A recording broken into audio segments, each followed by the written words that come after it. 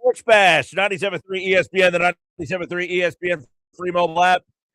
If you're watching live video on the 97.3, what's up, everybody? I'm your host, Mike Gill.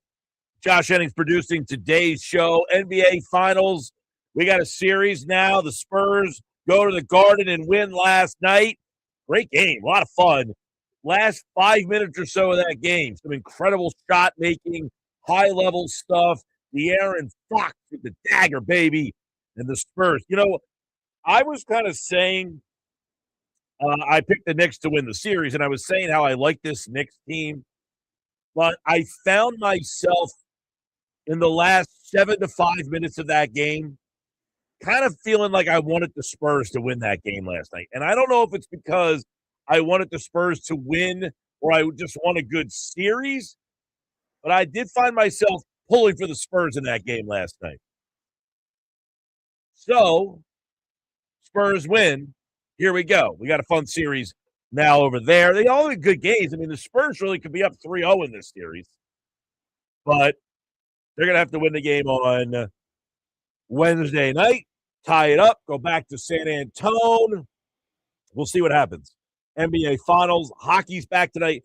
If you've been watching the Stanley Cup, 3 great games. I mean, I found myself kind of locked in on some of these games. You got the 2 overtimes. You had the 4-0 game that Carolina comes all the way back, 3 goals in 39 seconds, which is unbelievable. And then that game 3 is tonight on 97.3 ESPN. Actually, it's game 4 tonight on 97.3 ESPN. We have the Stanley Cup Finals for you. And we'll start with the Phillies today, who last night scored 2 in the second, 3 in the third. You were hoping for 4 in the fourth, but that didn't happen. Their offense goes silent the rest of the night, but that is A-OK when you have Cristopher Sánchez pitching. Now, it's almost disappointing that Sánchez gave up 2 runs last night. You're almost like, how dare you give up 2 runs? But 7th consecutive start where he has pitched 7 innings with 2 runs or fewer. It's the longest streak for a Phillies pitcher since Cliff Lee back in 2011 when he did it 9 straight games. And it is the longest streak by any pitcher in baseball since Sandy Alcantara back in 2022, who did it 8 straight games. So Sánchez last night continuing to have a historical type of season. It's the 4th game this year. He's had 10 strikeouts in a game, which is the second most, only behind Jacob Misiorowski. It's a shame because the Phillies will see Misiorowski coming up. I think it's this weekend. Is it this weekend that he's scheduled to pitch? I want to say on Sunday. I know he's scheduled to pitch against Andrew Painter, which Misiorowski, young first-round pick, hasn't been disappointing. Your young first-round pick, he's been disappointing. They will pitch on Friday against each other, Misiorowski and Sánchez. He won't pitch again until Sunday, but against the Brewers, against Kyle Harrison. That's another good pitching matchup there.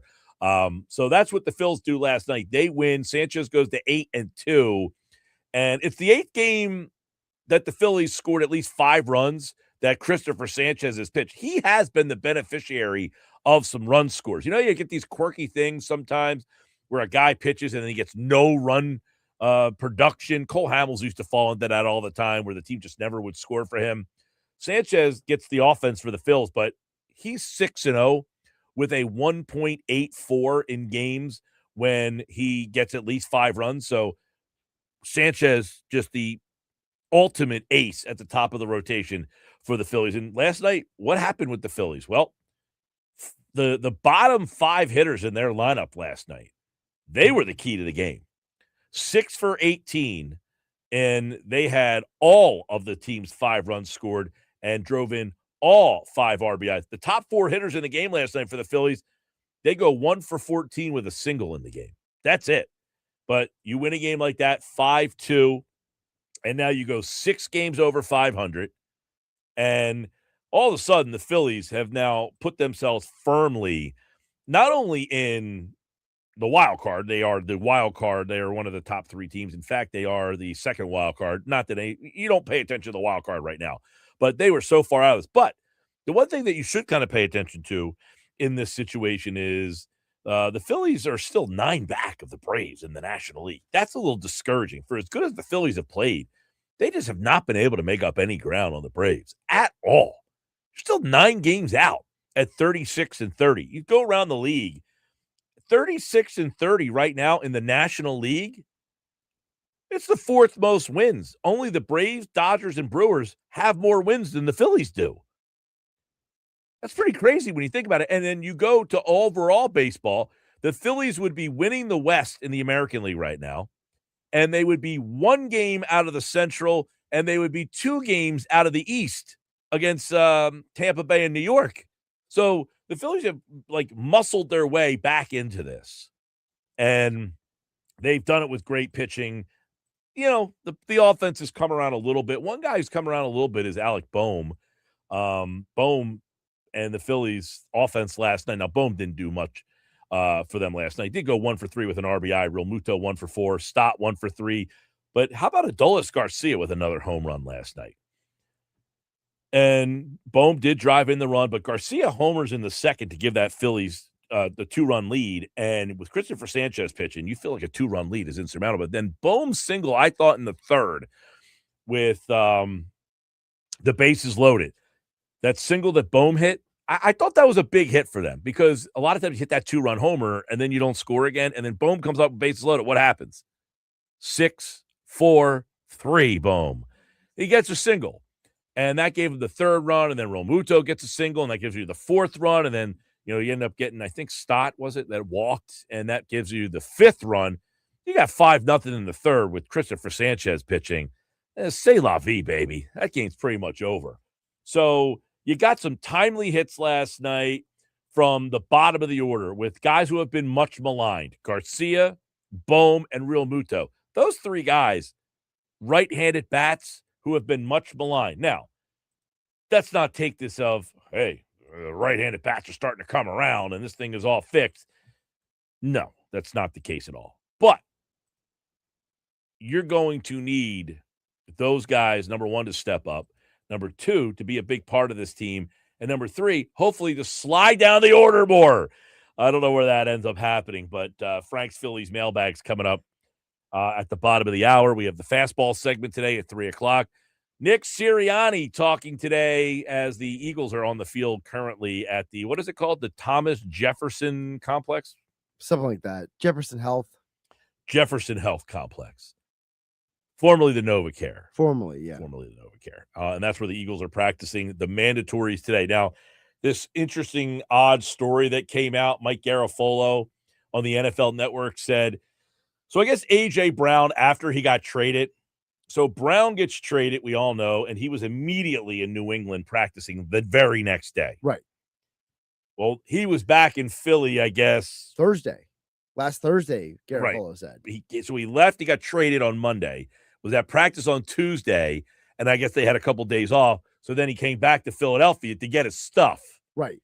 So he flies back to Philly, and he goes to the Jefferson Health Complex. Is that what it's called? Or is it Thomas Jefferson? I think it's Jefferson, but let me pull it up. I don't know what it's Jefferson or Thomas Jefferson, but it used to be the NovaCare Complex. So A.J. Brown goes back to the Eagles practice facility to go get his stuff. And, the key card you would think doesn't work or whatever. Well, he was welcomed with open arms. Jefferson Health Training Complex. Yeah, weak sauce. Because that's awkward to say. Jefferson Health Training Complex. NovaCare has much better ring to it. NovaCare sounds better. I think over time we'll just call it Jeff. The Jeff. Okay, we'll have to shorten it on this program. So anyway, he goes back to the Jefferson Health Training Complex to go get his stuff. And you would think maybe the key card doesn't work. He can't get in the building. That's not the case. He's back in the building, and he's welcomed back with open arms. And he basically is there cleaning the stuff out. Everybody's saying hello. But it goes to show that, they weren't, dying to get rid of this guy. Correct. So he ends up hanging out. And there's pictures on the wall of all the Eagles' former Pro Bowlers, right? Is it Pro Bowlers or yes. All Pros or Pro Bowl? whatever it is. And he's one of them. Right. So he autographs the picture of himself.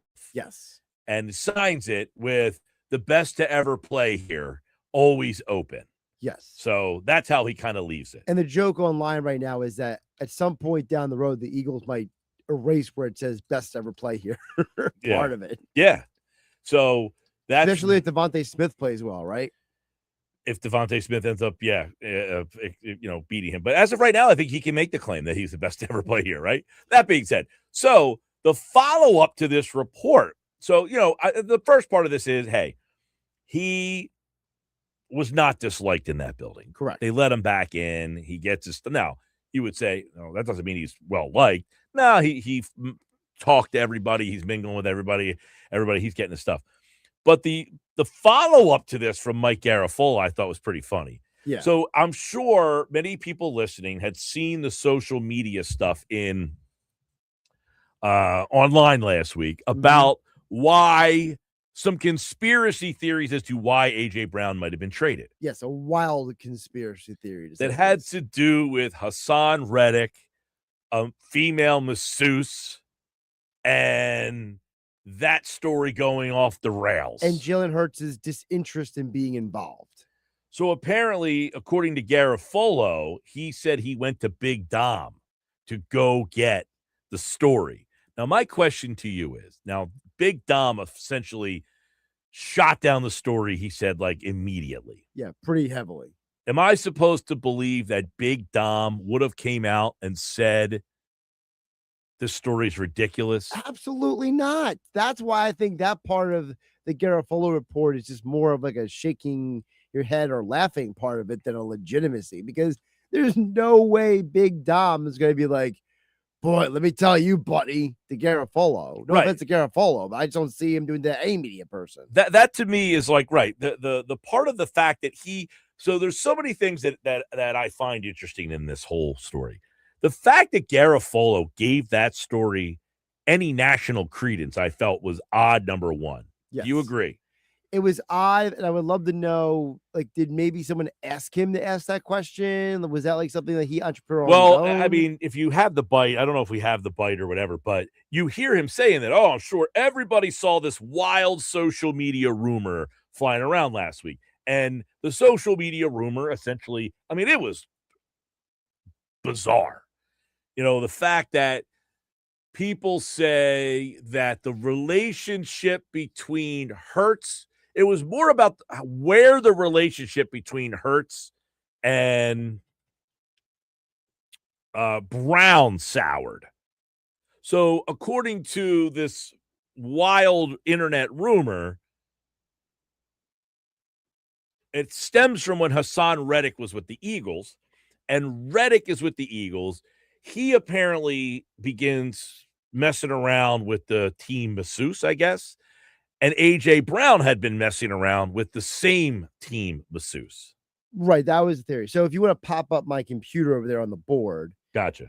I got it queued up to where he talks about that specific part of the report. Let me also hit the other elephant now. This talk of what's happening and why the trade happened, and A.J. Brown and Hassan Reddick, and you've seen it probably on social media.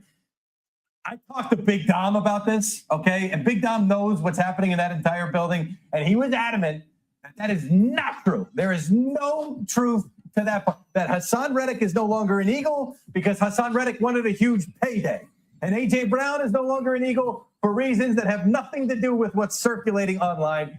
He could not have been more adamant. That story is complete and utter bupkis. So we can at least turn the page on that part of everything here as A.J. Brown heads to New England.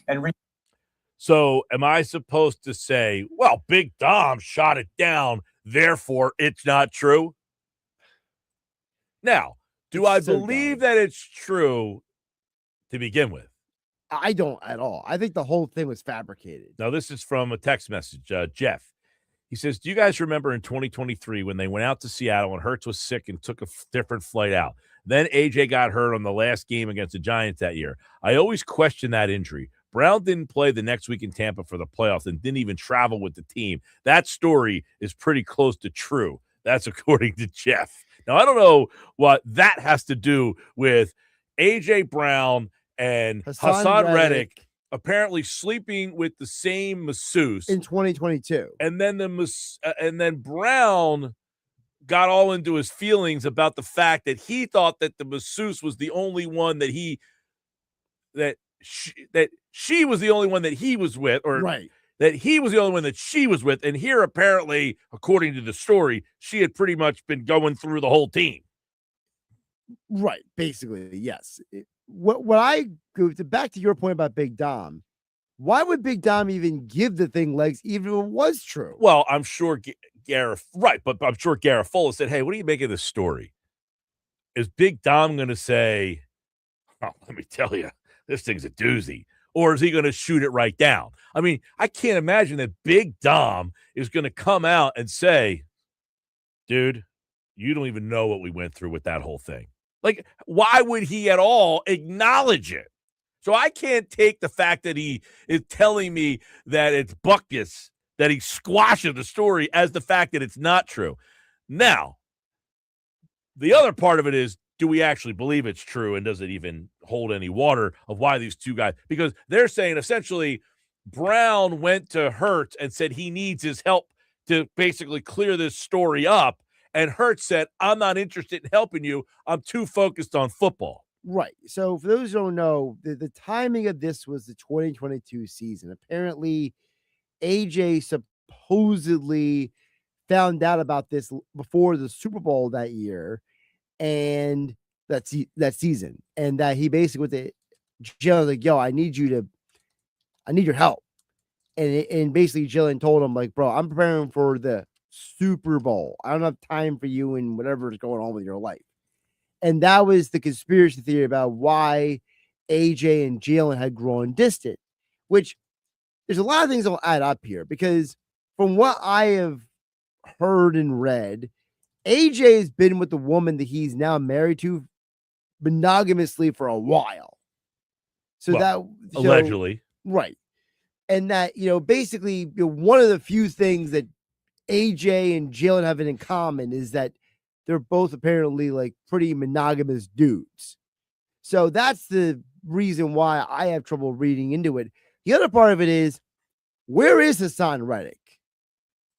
If this was true, when Hassan Reddick, who's unemployed, by the way, I've been like going on like some random podcast like everyone else does. I don't know. We don't really hear much from Reddick. That being said, I think just listening to this whole thing, I don't think the Eagles, I think what Garofalo is true says makes more sense.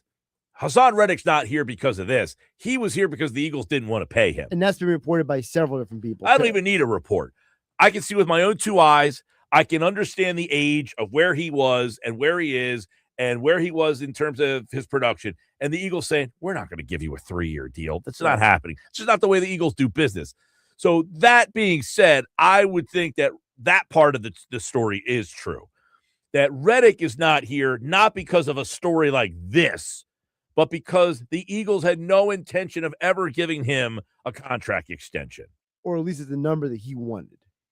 At all. I don't care what the number is. I don't think they wanted to give him more years. So you're saying that they were going to let him play out the contract no matter what, that there was no scenario where they could have maybe given him like a small extension. Yeah, absolutely. I think they got what they wanted out of Hassan Reddick and said, look, we're ready to move on.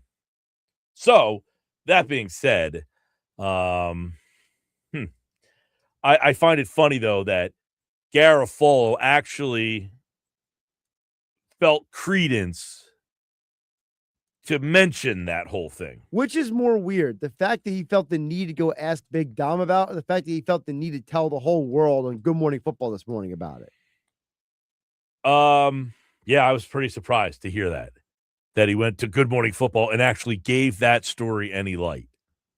Because I read it last week. I saw it everywhere, but it lasted about the day or two, and people in the internet world were kind of musing about it, but it kind of faded away pretty quickly. Right. And I don't think it holds too much credence because the Reddick part of it, to me, doesn't add up. The Eagles, to me, wanted Reddick gone because they weren't going to pay him. And don't forget, there was the other reports out there about Reddick that he basically became so disgruntled with his role in the defense in 2023 that they felt he was a locker room cancer. And that was part of the reason why Many they got people rid of thought he him. went rogue. Right. Yeah. He did go rogue. That was the reporting out there. They were telling him to do drop coverage. He's like, no, I'm not doing that. I'm going to go blitz. Because he was trying to rack up sacks so he can get more money. Because he wanted his bonus. He was going to get a bonus if he had a certain sack number. 609-403-0973 on the White Horse RV text board. 609-403-0973. The Eagles are back at OTAs today, which makes them, in at the tip of your tongue, of they're back at practice. Now, a couple key notes from practice today. These are just little birdies chirping and telling me this. One, Rick Woolen, standout. That's one thing that someone told me up at the Thomas Jefferson training complex today. Or is it just Jefferson? I say we call whatever the heck we want. At the we're Jeff. We're not being paid to go by the official name. It's just at the Jeff. Yeah. Jeff Complex. Two, couple key guys not on the field today. Yes. One, Mackay Lemon. Mackay Lemon, yeah. Devontae Smith also not practicing. Jahad Campbell. Not practicing. Yeah, three pretty big names not practicing today. So that's disheartening. The Lemon part of it, I think, is the biggest thing there. Much like the Aiden Miller story that he hasn't played at all, and I said it's a wasted year for him. I'm not saying it's a wasted year for Lemon by any stretch, but if this carries into training camp. It makes you a little nervous. If it carries into training camp, then I get a little concerned. Right. I don't want to see him miss training camp time with a hamstring problem because those things tend to linger. Yep. And if it's now he can't get on the field, but if it gets to that point and he can't get on the field, now I'm really concerned. Yep. So those are some of the takeaways. But Woolen was one of the top stories from what I was told on the field, that he looked like a guy who was a difference maker on the other side. Well, listen, we heard Fangio a couple weeks ago. He was very excited to get Tariq Woolen. So, I mean, it looks like Woolen and Fangio might be a little bit of a pairing, good pairing there. Yeah. Oh, listen, I'm highly excited for the Woolen-Mitchell, Quinyon-Mitchell pairing there. And then keep in mind, you've got Cooper DeJean really – he has played some safety in the base before, but the base defense – they don't run all that often. Correct. We talked to Adam Caplan about that for this season, though, with the schedule that they play and some of the offenses that they're going to be seeing, they might be in base defense a little bit more this year, which means you could primarily see Cooper DeJean playing a lot of safety this season. We're going to talk to Adam Caplan for Football at 4. Hey, don't forget, Stanley Cup Finals tonight on 97.3 ESPN, and the coverage starts at 7:30. Listen to all the action right here on your home for the Stanley Cup, 97.3 ESPN. I'm Mike Gill. This hour of the show, it's brought to you by the law offices of Craig A. Altman, proud sponsors of Philadelphia sports. Mike, I feel like everywhere I've been going the last couple of weeks, I've been seeing car accidents everywhere. If you go to a car accident, don't let the fate fall to the insurance company. They don't want to give you anything. They don't want to pay out. You need the lawyers that know how to handle these situations. So if you are someone who is in a car accident or lives in Cape May, Atlantic, Cumberland, or Salem counties, Worcester County, well, you get the law offices of Craig A. Altman on your side. Located on Delsey Drive in Violent, 856-327-8899. They know how to handle the insurance companies. They'll go up with a game plan to make sure that you are taken care of and everything goes the way you need it to after your car accident. 856-327-8899. Get a free consultation right now if you go to CraigAltmanLaw.com. All right, coming up, it's Frank Klose's Phillies Mailbag. He answers all your Phillies baseball questions. If you have a Phillies question for Frank, text it in right now on the White Horse RV text board.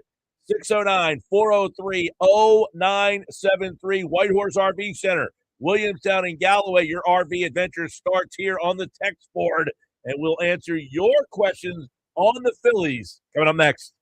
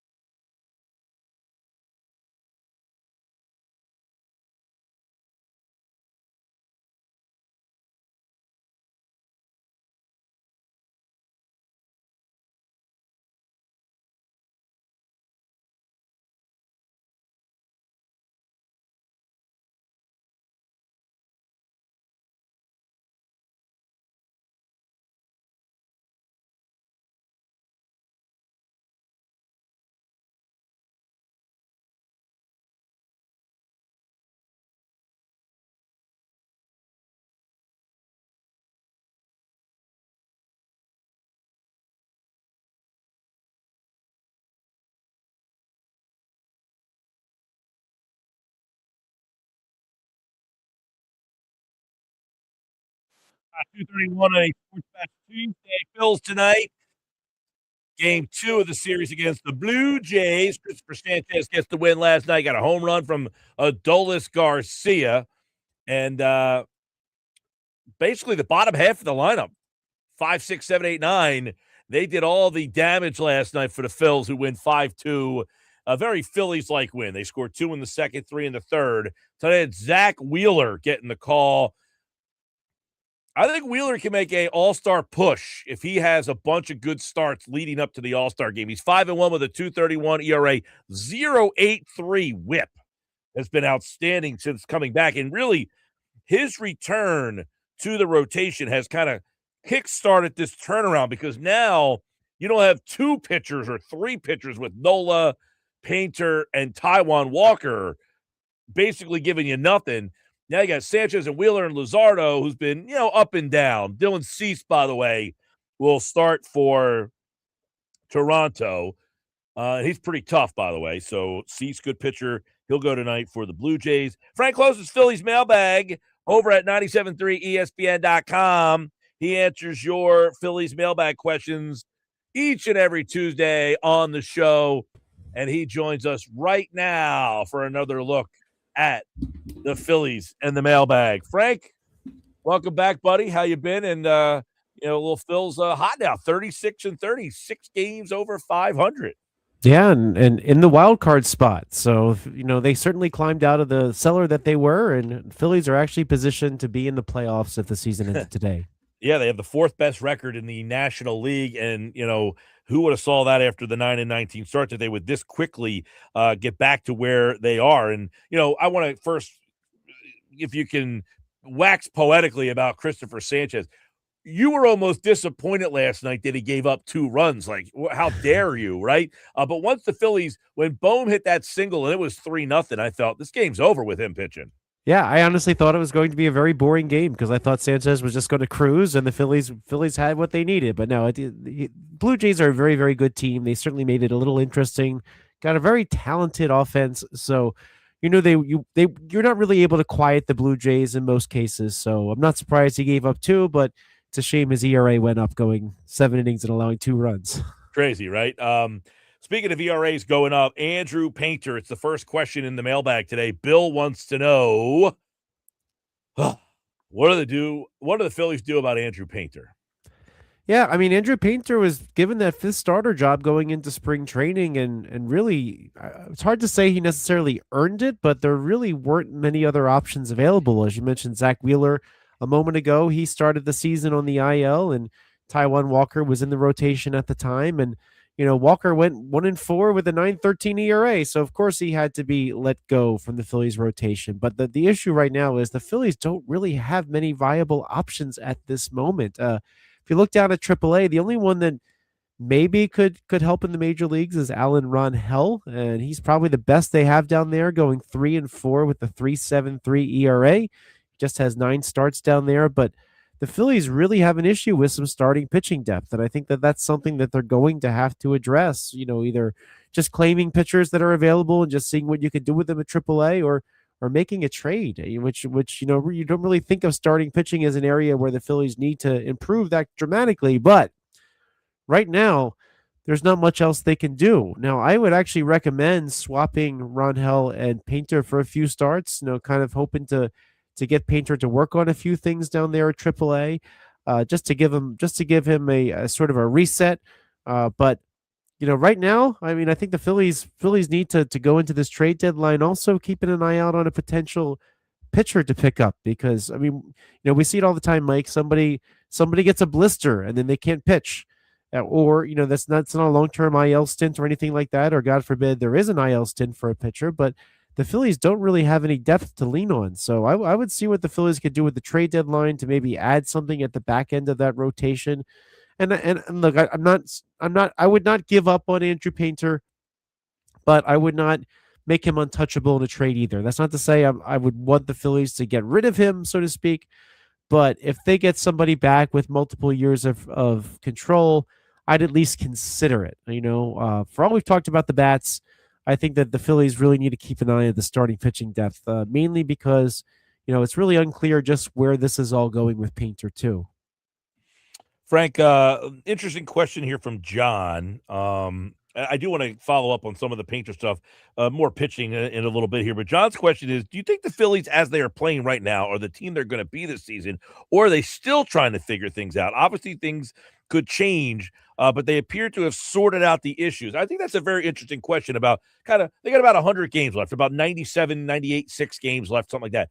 Have they kind of like morphed back to who they are? You still think there's more questions that need to be answered? I mean, they were 9-19. That was obviously a tough start, but that's a very interesting question there. Yeah, I think the Phillies pitching has morphed back to where you kind of expected the Phillies pitching to be. I think that's fair to say, but I think the Phillies should be really careful here. You're seeing some better play from Alec Boehm. You're seeing some better play from Bryson Stott. You're seeing some better play from Adolis Garcia. However, I have a lot of concern that this might inspire some false confidence. I think the Phillies do need to get some offensive upgrades because there's a lack of consistency coming from those three players. And I do think Garcia's worked out some of the issues with his swing. He's looked really good the last week. That may be true, but the Phillies at least have 2 spots on their roster that are really not productive roster spots where they could add more offensive options. And the first spot you look at on the roster right now is the spot that goes to catcher Garrett Stubbs. I mean, he's very much an extra player right now. I mean, the Phillies don't need a third catcher if JT Realmuto proves to be healthy. I think he's worked out a lot of those issues that he's had, and you're kind of back to the Realmuto and Marchand tandem behind the plate. And so I think right now the only thing keeping the Phillies from maybe making a move with a Garrett Stubbs is that they're worried about their depth at AAA. But the Braves, they DFA'd Chadwick Tromp. He's a free agent. I mean, maybe you grab somebody like that and stash him at AAA just to have some extra depth. But you know what? Stubbs could clear waivers and still be in your organization. So I think that's the one roster spot where you have to put a right-handed bat that maybe could do a couple things for you. And then the other roster spot still is Stuart Baroa. I wanted to see Baroa come up over Otto Kemp just because he plays center field, switch hitter. But he's not really getting a lot of playing time either. I mean, I don't know if that's the Phillies don't feel like he's a good fit to play much, or they're really unsure, And of course, that's the roster spot that Kemp, Felix Reyes has just sort of been a turnstile so far this year. So what I'd like to see the Phillies do, get an outfielder who hits right-handed, preferably a center fielder, and get an infielder who can play up the middle or at third base if need be. Now, maybe you can get some one-stop shopping at the San Francisco Giants. Maybe Gleyber Torres, who's going to be a free agent after this year, is somebody you can plug in if the price is right. And I know we talked about this before, but if they're willing to move Harrison Bader, I'd even take Bader back just as another option. Maybe not as your starter, but that can spell one of the outfielders and hit from the right side when things are going a little bit tough. Something like that. Maybe not those exact guys, but I do think you want to have some other options. I think it's very easy to get comfortable with the surge you see, and then if they lose that consistency, they fall off the face of the earth again. You have some other options because right now those 2 bench spots are really not employable to do much of anything. Yeah, there's no question. The depth on this team needs an update. What about Schwarber batting first? His RBIs take a huge hit. Is it more important for the team to have him hit first and hit less RBIs, or to have him hit lower in the lineup and have more RBIs? This is the age-old question of, should he be the cleanup hitter, or you've had him first, he doesn't drive all these runs in? And this question's been going on for years, but they moved him back to the leadoff spot, and they've been playing better. Yeah, I'm not a big fan of Schwarber in the leadoff spot in general, but here's where they're at right now. So Trey Turner has struggled. That's the first part of this, right? Last year's batting champ is not performing like that, and of course Kyle Schwarber with Trey Turner on base at a 3.55 clip. Hey, he drove in 132 runs. That was the most of Kyle Schwarber's career. That's not a coincidence, right? That he had Turner ahead of him for all that. But right now, what are the options right now with Turner's struggles?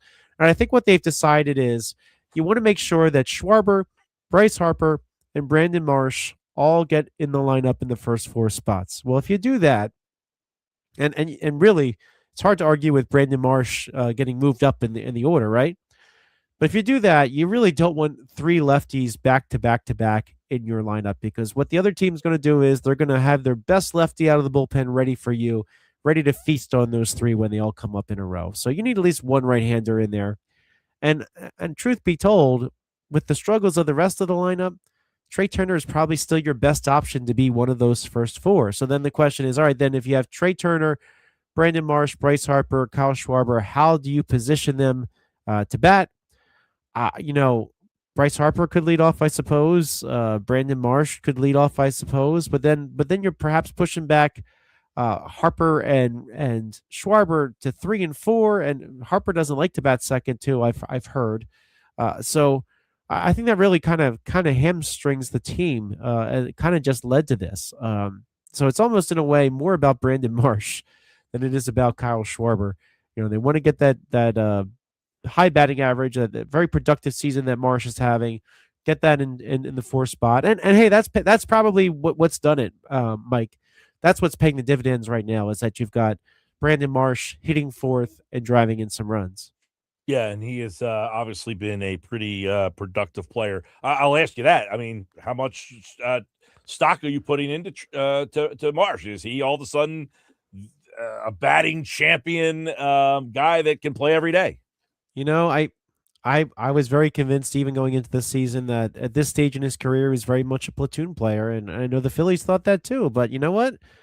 This is a game of performance. You can pull yourself out of that typecast situation and play more. And I think he's really proven that he's able to do it. I feel a lot better that Marsh is playing every single day. My only complaint with that is I would still rather see him in left field and not center field if you get the right center fielder. So I do think he's played a very good center field too. Actually, better. I will say that, Mike. He's played a better center field this year than I've expected out of him in the past. So all in all, this is a very, very good season for Brandon Marsh, and he's putting it together at a really good time. And he was a nice prospect, by the way. He was a top 100 prospect in Major League Baseball. And real quick on that, I saw yesterday Rojas is eligible to go for a assignment now. I know he still has to sit out about another 15 games. But does he come up and play center field, or Stuart Baroas still stick with that spot? I think we need to wait and see that there. I mean, Rojas has never proven he can really hit in the major leagues, and with this suspension against him, it's gonna be. I mean, I don't know, Mike. I mean, they're gonna have to find a roster spot for him too. That's the other thing here. He's gonna have to be added back to the 40-man roster. Who are the Phillies willing to cut? I mean, I don't know who that is.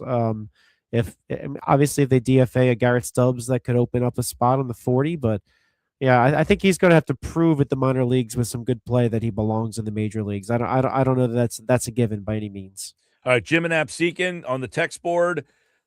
Garcia's bat seems to be waking up. If he continues to get better, do the Phillies still go after a right-handed bat? And if you have any thoughts on names there, but Garcia, another home run last night.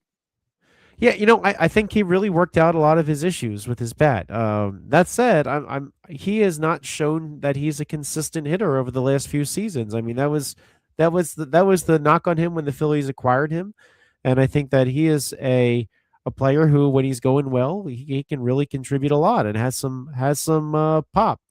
But I think right now, you're riding it while it's good. But you could be easily saying in a few weeks, like, oh man, I can't believe he's back to where he was with his swing. So, yeah, in terms of who is available, I mean, there's the only team that really seems to be trading anything right now is the San Francisco Giants. In fact, they made really the one trade of the season.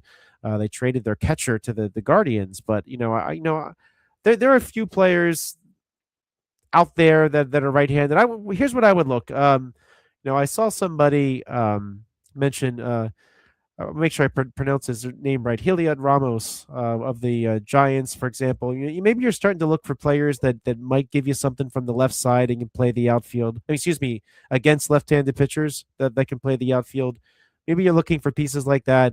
Again, Harrison Bader is somebody I'd said that the Phillies could take back. He's kind of improved upon his really rough start, but you're really looking at just kind of like role pieces. I mean, I don't think you're shooting for anything that's, well, one, they don't exist. There's really no all-star right-handed hitting outfielders out there that will be available for trade. So I think you're just really trying to see who you can throw out there against left-handed pitching that might be helpful. And if you get a couple pieces anyway, then maybe you can position the lineup so that you're getting more out of them. But the Phillies have done a couple things against lefties this week. I don't know if Last night's example is the best because the Phillies love to knock Patrick Corbin around in the past when he was with the Nationals, but they clearly need to be better positioned for some of that. So get some depth. I think they absolutely need depth, players that you don't feel badly about starting in key games if you need to. Jim and Epstein, thanks for that question. Got another one here. What about a Trout deal that centers around Aaron Nola? Rather than just paying down a big chunk of Trout's contract, the Angels take on Nola's contract. He goes on to say the Phils would have to include prospects like Wood or Nori and maybe a lower level lottery ticket in that deal with the Angels taking back so much salary. Potential issues are the Phils would need to find back of the rotation arm, plus Trout and Nola have 10-5 rights. But let's start with the first part of that. Can they get creative and do something like that? I can't imagine that the Angels would want to take on Nola's contract. Yeah, as much as you might want to clear number 27 on the Phillies roster so their Trout's going to have it. I don't know that Nola's going anywhere. That's the first part of that. But the other part of that is I don't think that Mike Trout's going anywhere. I think that the value of his contract, which is still very, very, very expensive, it's going to be a problem. And I think that when you start getting into how much the Angels would have to pay down or take back in dead money just to move him, I think the Angels are better off keeping him at that point. That's just my opinion. The Angels owner, Arte Moreno, he has been very hesitant to make trades that make sense. I think a couple years ago, he should have traded Shohei Ohtani and he should have traded Mike Trout, but he didn't. And the Angels are a mess. So I think that this is just a situation where they overpaid Trout by so much because they didn't want him to even sniff the idea of going anywhere else. They're kind of stuck with him. I mean, they might not feel like they're stuck with him. He's having a good season, and he's big part of Angels history, and might retire there. Who knows? But I think that the Angels having a good season. They are 10 games out of first place. They're 25-42, by the way, for the Angels. So yeah, Trout's having a good year though. Yeah, so no, I'm saying he's having a good season. They are not. Yeah, I think if you took Mike Trout 2026 and put him on this Phillies roster, yes, the Phillies are way, way, way better in 2026. But I think the trickle down problems from there on, it's just going to create too many problems for future seasons and tie up more money. Phillies already have too many long-term contracts that they're all going to be stuck with at some point. So I don't know how you take on Trout too. Frank Klose's Phillies Mailbag every Tuesday here on the Bash. Good mailbag this week, everybody. Thanks for the questions. Frank, we'll do it again next week, man. Sounds good. Thank you. All right, Frank Klose's Phillies Mailbag, of course, here on the Sports Bash Live. We got more Phillies coming up next hour. We'll do a little Phillies Fastball as Oscar and Jeff jump on board. Plus, in the 5 o'clock hour tonight, Kevin Cooney on whether he would make a trade for Skubal. We'll do that tonight on the Sports Bash.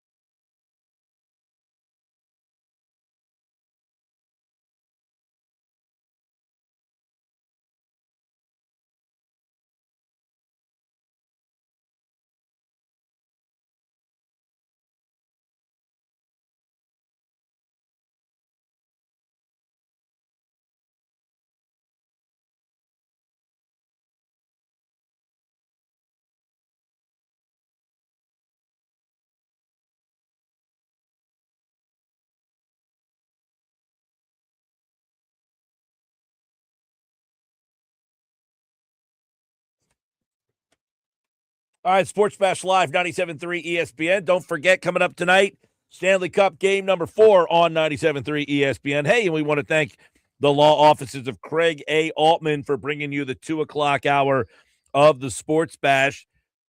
Coming up, we got Phillies Fastball. We're going to talk a lot about this Phillies team as they get ready for game 2, but Cristopher Sánchez last night showing everybody why he's the favorite for the National League Cy Young Award. And, of course, the Phillies win that game in very Phillies fashion.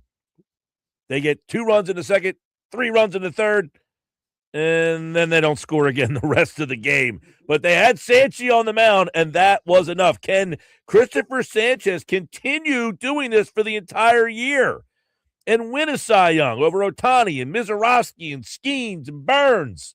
We're going to dive into that conversation and more with the guys for Phillies Fastball next.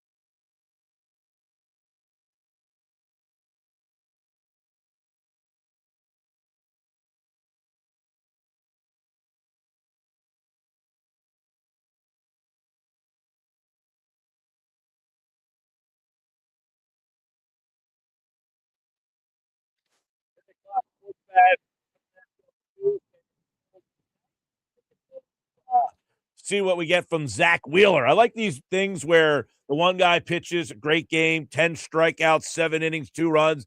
How do you one-up him? That was how the 2011 Phillies kind of went at it, right? How can I do better than the guy who pitched the day before? Can anybody do better than Cristopher Sánchez? Sanchez, 7 innings, 10 strikeouts, another 7 innings, 2 runs or less. Last guy to do that for the Phils this many times, Cliff Lee, back in 2011. Time for the Phillies Fastball. It's brought to you by Ventnor Social, the place to go to watch all the Phillies action. There's Jeff. Sorry about that. The place to go to watch all the Phillies action. Go to Ventnor Social, 6417 Ventnor Avenue in Ventnor. Oscar and Jeff are back for today's Phillies Fastball. And guys, I mean, Cristopher Sánchez, I'll tell you what, he gave up 2 runs last night. You're almost disappointed that he gave up 2 runs. But once Bohm got a single to make it 3-0, with Sánchez pitching, you felt that game was over, right? I mean, is that where we are? Yeah, no doubt about it. I mean, what Christopher is doing, it's remarkable. And I think what's most impressive is the amount of innings that he's pitching.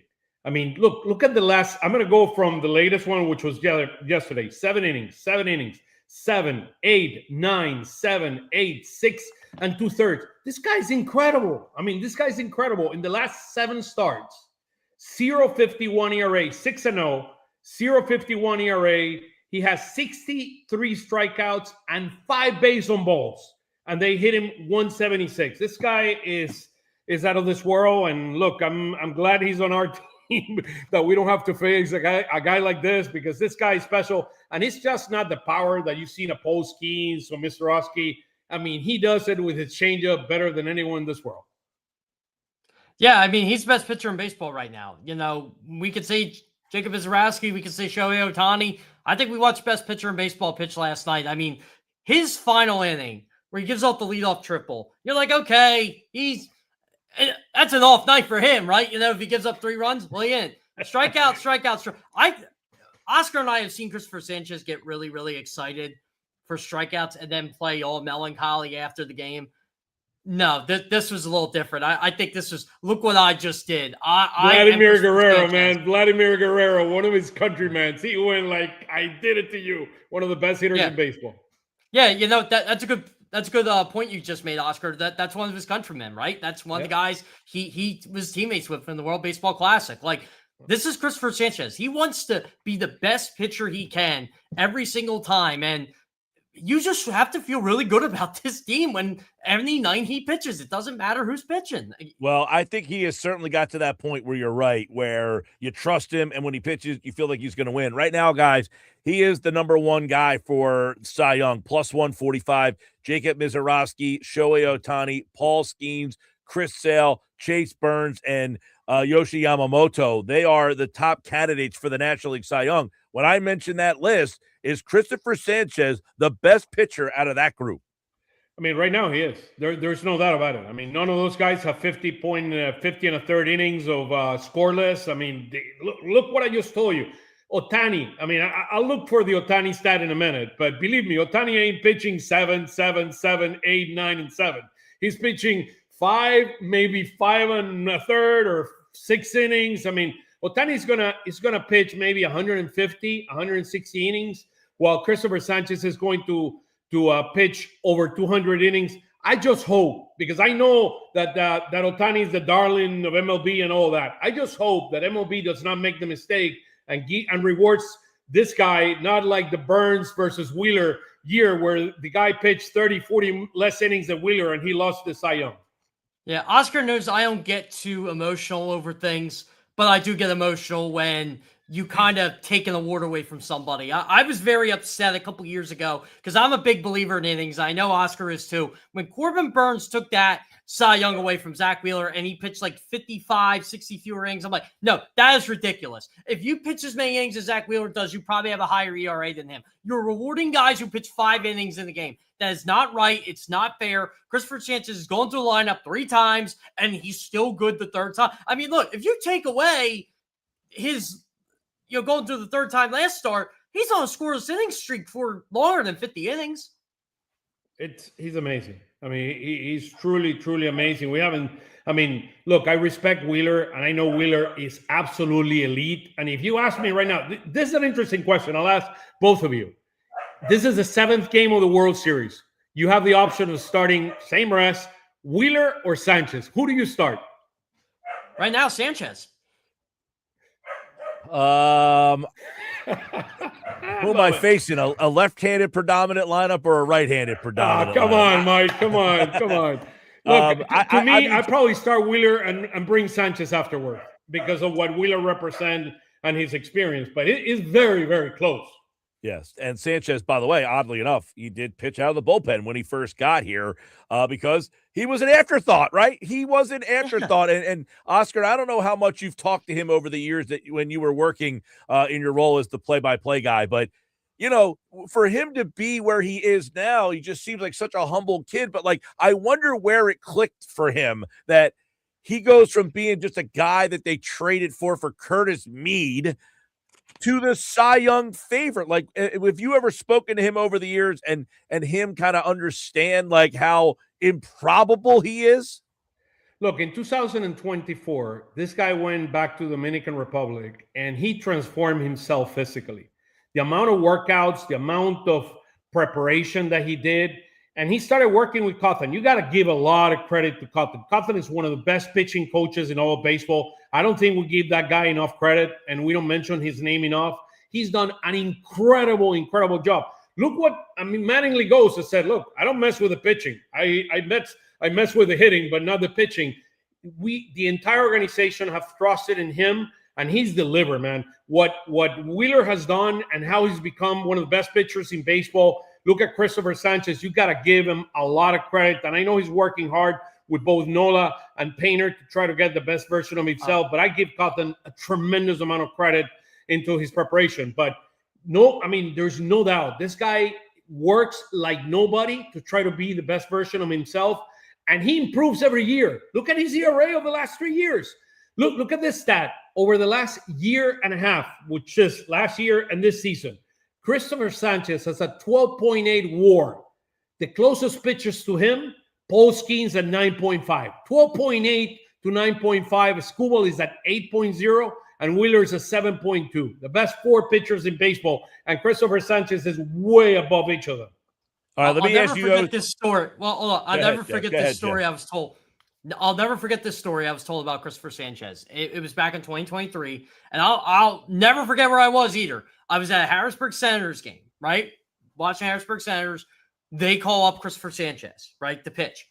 Do you know it was supposed to be Bailey Falter, and Bailey Falter got rocked, and Sanchez was in the middle of getting rocked, but Falter, for some reason, they just didn't trust him. They said, well, we'll just go with this guy. What do we got to lose?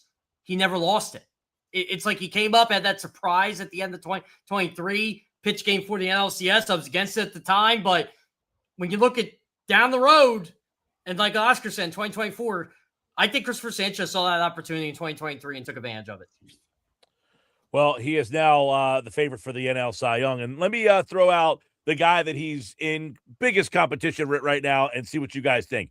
Jacob Misiorowski, who, by the way, is 24 years old. And you talk about how disappointed we are in Painter.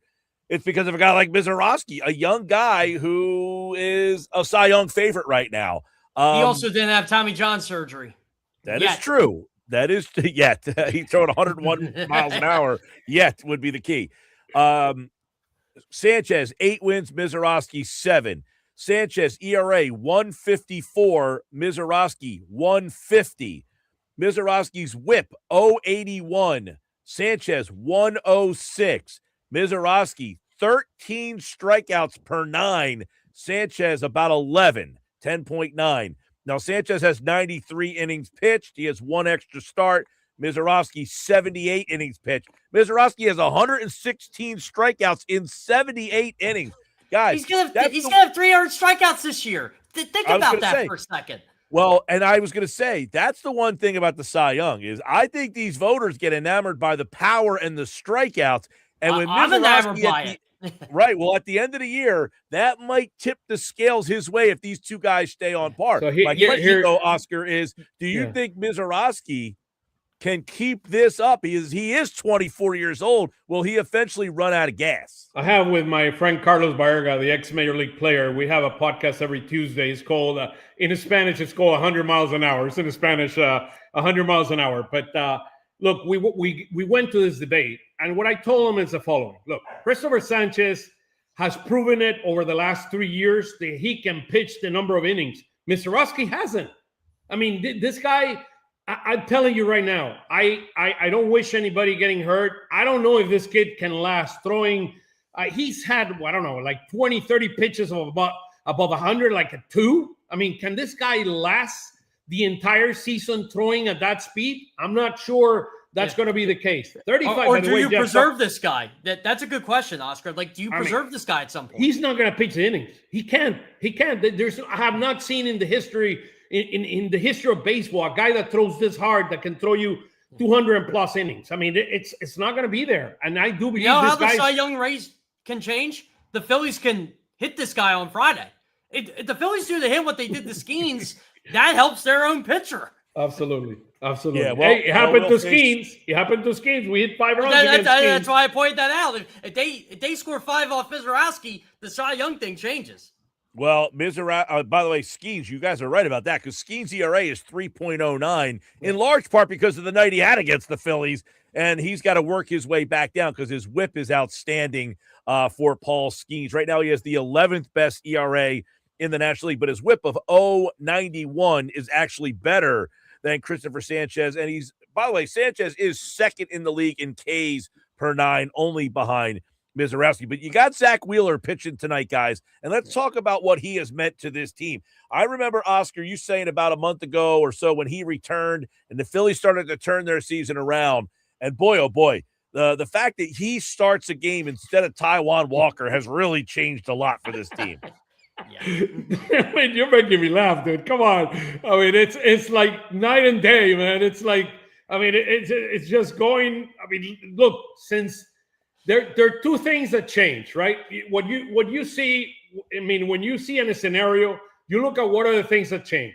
The two things that change is both Topper going away and Mattingly coming in, and then Zach Wheeler replacing Taijuan Walker. I mean, this guy, it's incredible.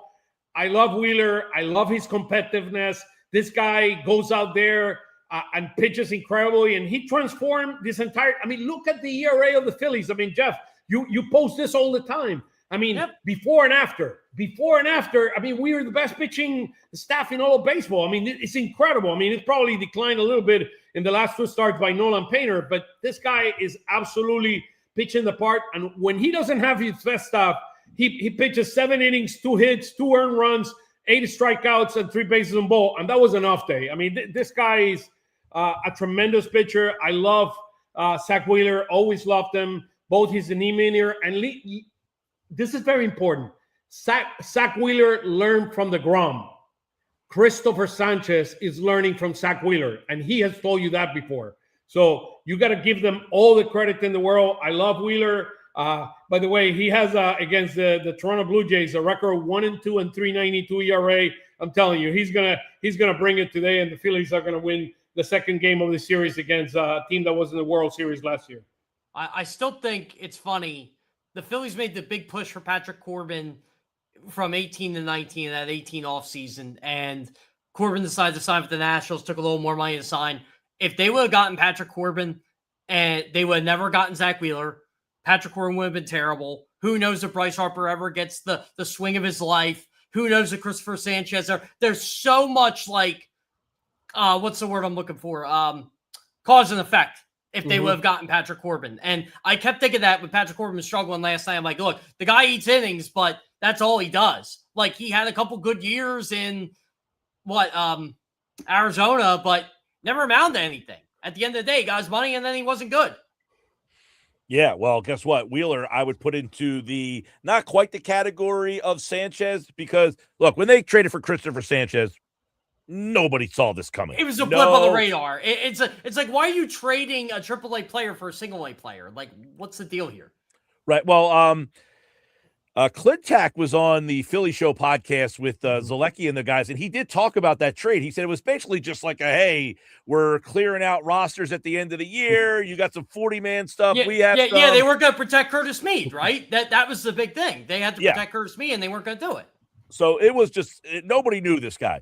But I would venture to say when they signed Zach Wheeler, nobody thought that he was a perennial Cy Young Award winner. When he was with the Mets, he had injury problems and inconsistencies. People thought that they overpaid for Zach Wheeler. I remember that. I'm like, no, Zach Wheeler's kind of what they need. Aaron Nolan, Zach Wheeler. This will be a good deal for them. It turned out to be an amazing deal for them. Jeff, you mentioned something interesting in the beginning of it. He didn't have Tommy Young yet. I was looking, the MLB did an analysis a couple years ago. 35% of the pitchers in baseball have had Tommy Young already, which is incredible. Isn't it nuts? And they usually come back better. 35% of the pitchers have had Tommy Young already.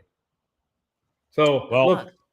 A lot of the guys, though, I will say, in much of the defense of, you look at Painter, he did pitch all of last year, and that's the year that you're supposed to, have the command issues. I think it is a little concerning that now in year number 2, he's 8-9 starts in, and he still lacks the command. That's got to be a little worrisome. I think it's mechanic. I mean, to me, it's mechanics more than it is. He might be throwing a mile or two where he was strong. It takes a little bit of time to get there. But I think the command and mechanics, to me, that's the part that they're going to have to work very hard with him. Look, he has the talent. You can see it. That arm, I mean, that curveball, the way it drops, I mean, I love it. The fastball has the ability to get there. We just have to be patient. I mean, he's a young guy, and I told you before. I mean, I raised. I mean, I remember being in Atlanta with Tom Glavine. I mean, look at his first few starts of Tom Glavine. I mean, they were awful. And the same thing here. Last year, he did not have a good year, but I'm telling you, the talent is there. You can just see it. I mean, this guy. I look at Williams, the Gavin Williams, a pitcher, the very talented Cleveland Guardians pitcher, and I see him.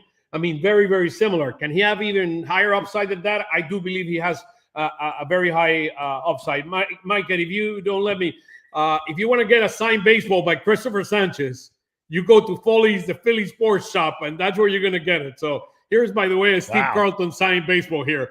But you can get Cristopher Sánchez from the 2008 Phillies World Series, all the great stuff. You can get it there at Foley's, the Phillies Sports Shop. 22nd and South. Love it. And, of course, love the Phillies conversation here on Phillies Fastball as the Phillies tonight, 6-1 in their last 7 games. They're scoring 5.3 runs per game. So let's quickly talk about the offense. What stands out about the last 7 games, 5.3 runs per game? If they score 5.3 runs per game over the rest of the regular season, I would imagine they're going to win a lot of games. Well, that's what they did at the end of last year at the trade for Harrison Bader, and they had a good August and a good September. I wanted to point this out. Anybody happen to notice their numbers against left-handed pitching since Don Mattingly's taken over? They're in the top 6 in all the major categories. Very interesting. It's Adolis Garcia, baby. That's the only thing I can say, man. 3 home runs in the last 5 games. The guy, he's looking like Adolis Garcia. I told you, he's streaky. He is a streak hitter. When he gets hot, hang on to it and let's ride the wave as long as we can with this guy. He can hit home runs like very few in baseball. I'm telling you, he's a very no one should have a problem. No one should have a problem with him celebrating home runs. Nobody. I like when players good do luck. that. If they have problems, good luck. The key with Adolis Garcia, as I've said many times, is when he hits that big home run at home. In a big moment, the Phillies fans will start to gravitate towards this guy because he's so passionate. And if they can get him on a run here, you should be hoping he's celebrating a lot more. We'll see if he can kind of get that offense going. We should mention about Alec Bohm. Over the last 6 games, he's hitting .409 with 7 RBIs and a home run and 2 doubles. I'm seeing him hitting toward right field. That is a big, big deal, guys. Hitting toward right field when he's at his best. He hits the other way. It started pulling everything. Yeah, well, last night he got that single with the bases loaded, where normally he's been hitting into a 6-4-3. He got the single last night. I thought that was a big hit in the game because, as I said, it made it 3-0. and you felt like that was game, set, match. By the way, happy birthday today to Aiden Miller and Alex McFarland, a couple of prospects, one who hasn't played yet. The other one, Jeff, where are we going to see Alex McFarland in September? Well, can I say another team's uniform? Okay. He could be the next Orion Kirkbride. I don't want us. that. I don't want that to happen, but somehow I think that's going to happen. I don't want that to happen. Yeah, I'm a Vosker. He can be a Kirkering. He could be Orion Kirkering. They need to get him to AAA and get him with the Major League Baseball. That's what they need to do. The nightly Johan Duran save opportunities from Jeff Kerr, 16 for 16, ERA 0.0, 41 for 41. That was a year, wasn't it? Brad Lidge, can we get that? Remember, Mike, it was around this time. It was around this time Victorino threw out who did he throw out the plate in Atlanta to preserve the streak? Victorino. Well, Victorino preserved that streak around this time. It was in June. So, and at the time we're like, oh, okay, the streak's alive. We kept laughing, but Brad Lidge 48 for 48 that season, including the postseason. He's projecting 40 saves right now, by the way, Mike. 40 saves right now. Oscar, I have to ask you this. Is Johan Duran, Mike, is he the best relief pitcher you've ever seen pitch here? Here, yes. Talent-wise? He's really good. Yes. I still think he needs to. He's a similar, and again, keeping the difference, he's similar to Alvarado in the sense that he gets a little wild. Some of his pitches go wild. I don't think he can control all his pitches. So he's got 5 of them. You don't know a lot of times where they are, but the guy, he's pitching. He's all his pitches are really, really, really special. The guy, he throws gas, but at the same time, he throws gas with movement, which is very hard to control many times. Look what Ramito told you. Ramito told you this guy, he's whatever, splinter or whatever they call, is the hardest pitch that I've ever catch. That's what Ramito told you. And he's catch a few. Yeah. Look, it cost them Mick Abel and Eduardo Tait, who are good players, for an elite closer like him. That's worth the price, and you're seeing the big that. Question I would not be. We're going to keep him. That's a bigger question. I would keep him. I think he's part of the core. You have to.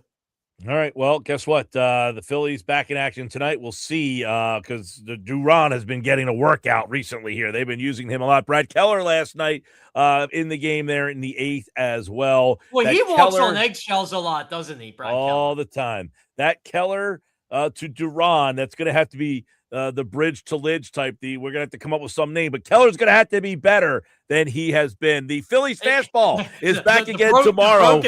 The broken bridge to Duran. No, I don't want to hear that one. Phillies fastball is back again tomorrow with Jeff and Oscar. And, of course, you can check it out right here on the Sports Bash as the Phillies play the Blue Jays tonight. Dylan Cease going for the Blue Jays. Good pitcher there. So a good pitching matchup. It's Cease versus Wheeler. And, of course, we'll talk about that game tomorrow right here on the Sports Bash. All right, boys. Wheels up. Good stuff. Wheels up. All right, there we go. Oscar and Jeff are back tomorrow on our Phillies Fastball segment, which we've been getting a lot of text messages on from people enjoying just hearing us kind of throw all the different Phillies topics around each and every day. And it's brought to you by our friends at Ventnor Social. Ventnor Social, we're there coming up on July 29th. So we'll be back on July 29th at Ventnor Social. It's the place to go to catch every Phillies game. They got 20 big screen TVs. Great food, great drinks, and you can check out everything they have going on. They've always got something going on. Live music, all sorts of events during the week, and they got the arcade in the back. They have the upstairs. Check out Ventnor Social, 6417 Ventnor Avenue in Ventnor. We'll be there on July 29th. Make an appointment to be there. We have that trip to go see the Phillies play the Orioles at Camden Yards. Somebody's going to win that trip, and all you have to do is show up and put your name in the box for a chance to win. All right. Coming up, Nick Sirianni. What did he have to say about A.J. Brown being traded? That's coming up next. The Nick Sirianni OTA presser. He spoke a little while ago. We have it for you coming up next.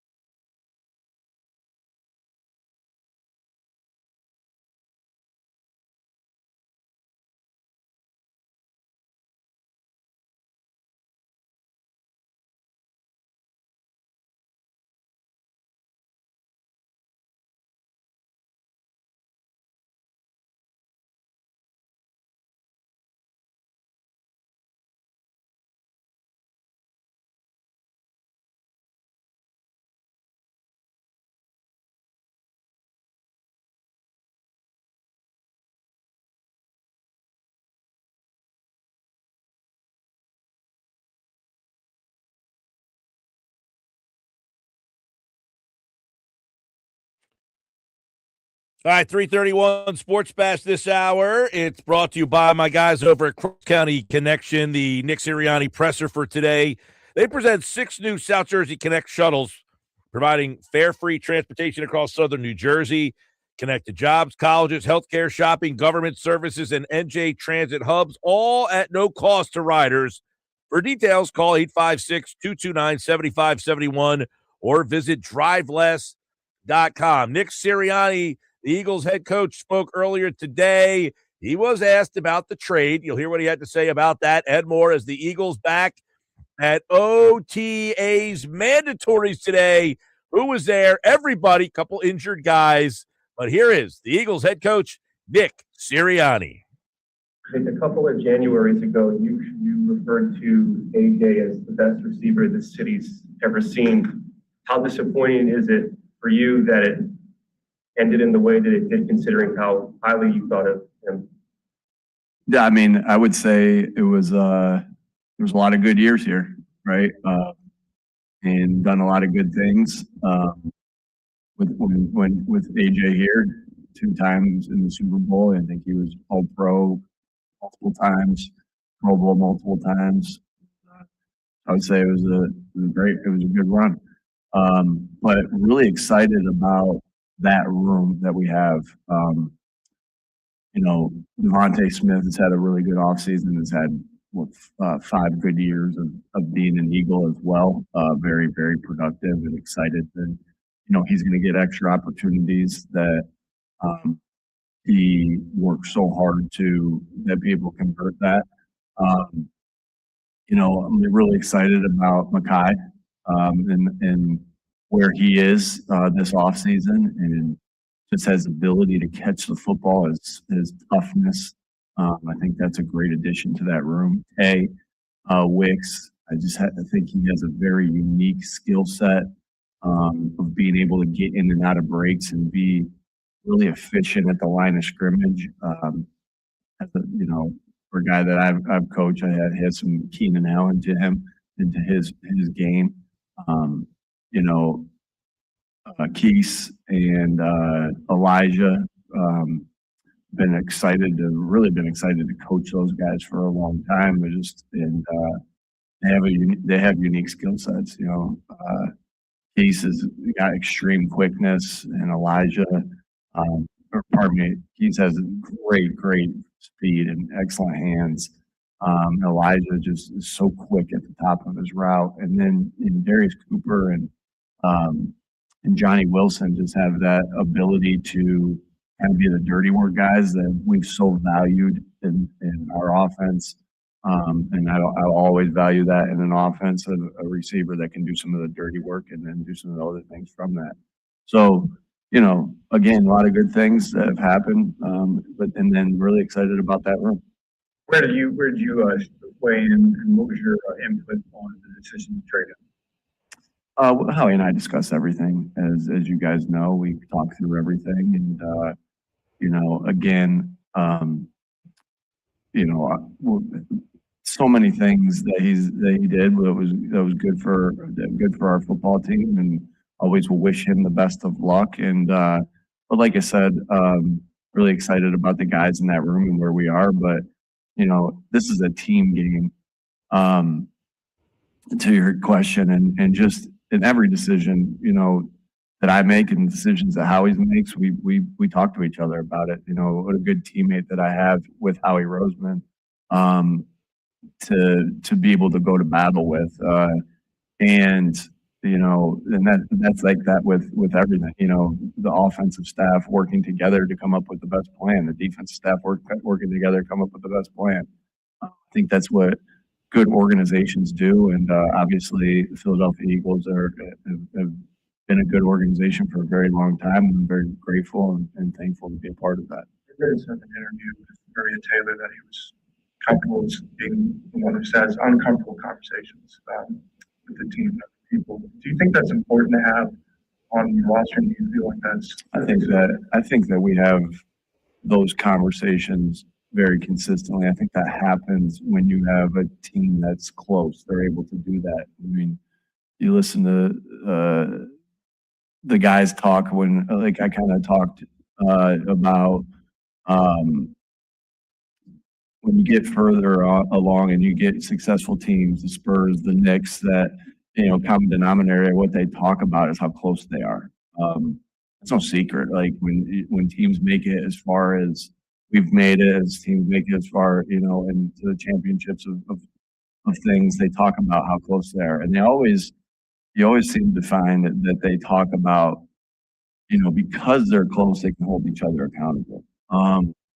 And again, we have our conversations in here every day. Practice is evaluated in front of everybody, not only as a offensive group or a defensive group, but as a team.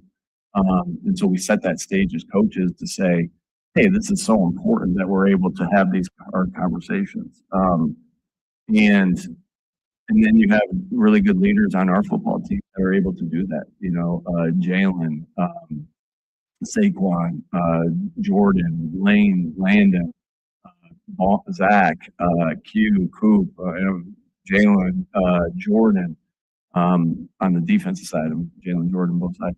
But we have a good group of core guys that are able to have those conversations with each other. And that's been common since I've been here, starting with the leadership when I first got here with Jason Kelsey and Fletcher Cox and Lane Johnson and Brandon Graham. I think we've always had those leaders that have been able to do that. I think, again, that's a sign of a good team that you can have guys that are willing to tell the truth to each other, and we have to set that stage of telling the truth to each other as coaches with how we go about our daily business every single day. A lot has been made about Jalen and AJ's relationship. You've always stressed how important it is for teammates to be close. I was wondering, as the head coach of the team, if their relationship, from your perspective, was ever a problem in managing the team impacted on the field. No, I think, again, yes, relationships are so important. That doesn't mean everybody. I think sometimes that can get misconstrued that everyone has to be best friends, and that's just not the case. There's a lot of guys on a football team. There's a lot of different personalities, and what has to be understood is that everybody has a common goal. And what also has to be understood is that everybody has a common goal that they need each other to accomplish, right? And so it's like, yeah, we all want to win. Yeah, we all want to be all pro. Yeah, we all want to be our second, third contract. But you also, in that, need others to help you accomplish those things. And there's no other sport, in my opinion, out there that is more that's more obvious than in football. And so again, you strive to get to know each other. Like when we talk about coming together as a football team, how do you do that? Well, there's no shortcut in the time that you spend with each other, getting to know each other, getting to know each other, what makes each other tick, why they do it, what they like to do, whatever it may be. You get that through shared hardships. So only part of that is like, hey, a little time, but then part of it is you get that together through shared hardships, going through tough times together. And then the other part of that is you get that togetherness from trust that's built from consistently doing what you're supposed to do on a daily basis. Man, I just trust that guy that he's going to do the right things at all times. And so relationships, togetherness, sometimes look in the sense at times of, man, that guy's in, Landon was in Jordan's wedding, or Jordan's in, sometimes it looks like that. And then sometimes it's just, hey, the shared mission of the team. And I think, it can look a lot of different ways, but it is so important that we all understand that we have a shared mission and that we need each other to go about, to get to where we want to go. We need each other not in this sport. Can we do it alone?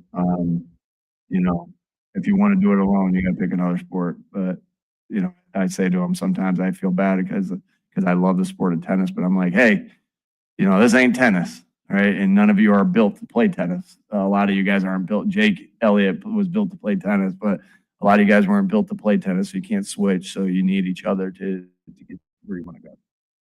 There's Nick Sirianni. I don't know who he was talking about at the end there. Well, you need everybody. You don't want to do that, play some other sports, but I have a guess. What you think? Who's he talking about? You have a guess? I actually don't have a guess. I'm so left with the idea. He just thinks, oh, gee, I like to play tennis. Yeah, Jake Elliott can play tennis or ping pong, maybe. Coming up. I don't know. I mean, he did talk about the relationship. Yeah, they don't have to be best friends or anything like that, but you did kind of hear his first comments post trade. Speaking of trade, what about Tarek Skubal? He will be a big name on the trade market. Should the Phillies be involved on that? We'll talk to Kevin Cooney in this week's Cooney Report at 5 o'clock tonight. Also on the way, Knicks Nuggets and football at 4. I'm Mike Gill. This is the Sports Bash Live on 97.3 ESPN. Hey, I want to tell you about my guys over at Clark's Moving and Storage. You know, now it's the summertime, guys. It's starting to get warm outside. I've been telling you don't want to ask your friend to move. The last thing you want to do is ask your friend to move when it's hot as heck outside. Sweaty mess, carrying furniture. Call the professionals. Call my guys at Clark's Moving and Storage in Rio Grande. I got the number, so it's easy to do. Here you go. Ready? 609-889-0780. 609-889-0780. Let them sweat. Let them carry it all. Let them bring the furniture that your friend doesn't want to help you with and help your big move. Go to clarksmove.net. When we come back, it is today's unsportsmanlike moment of the day. Stick around.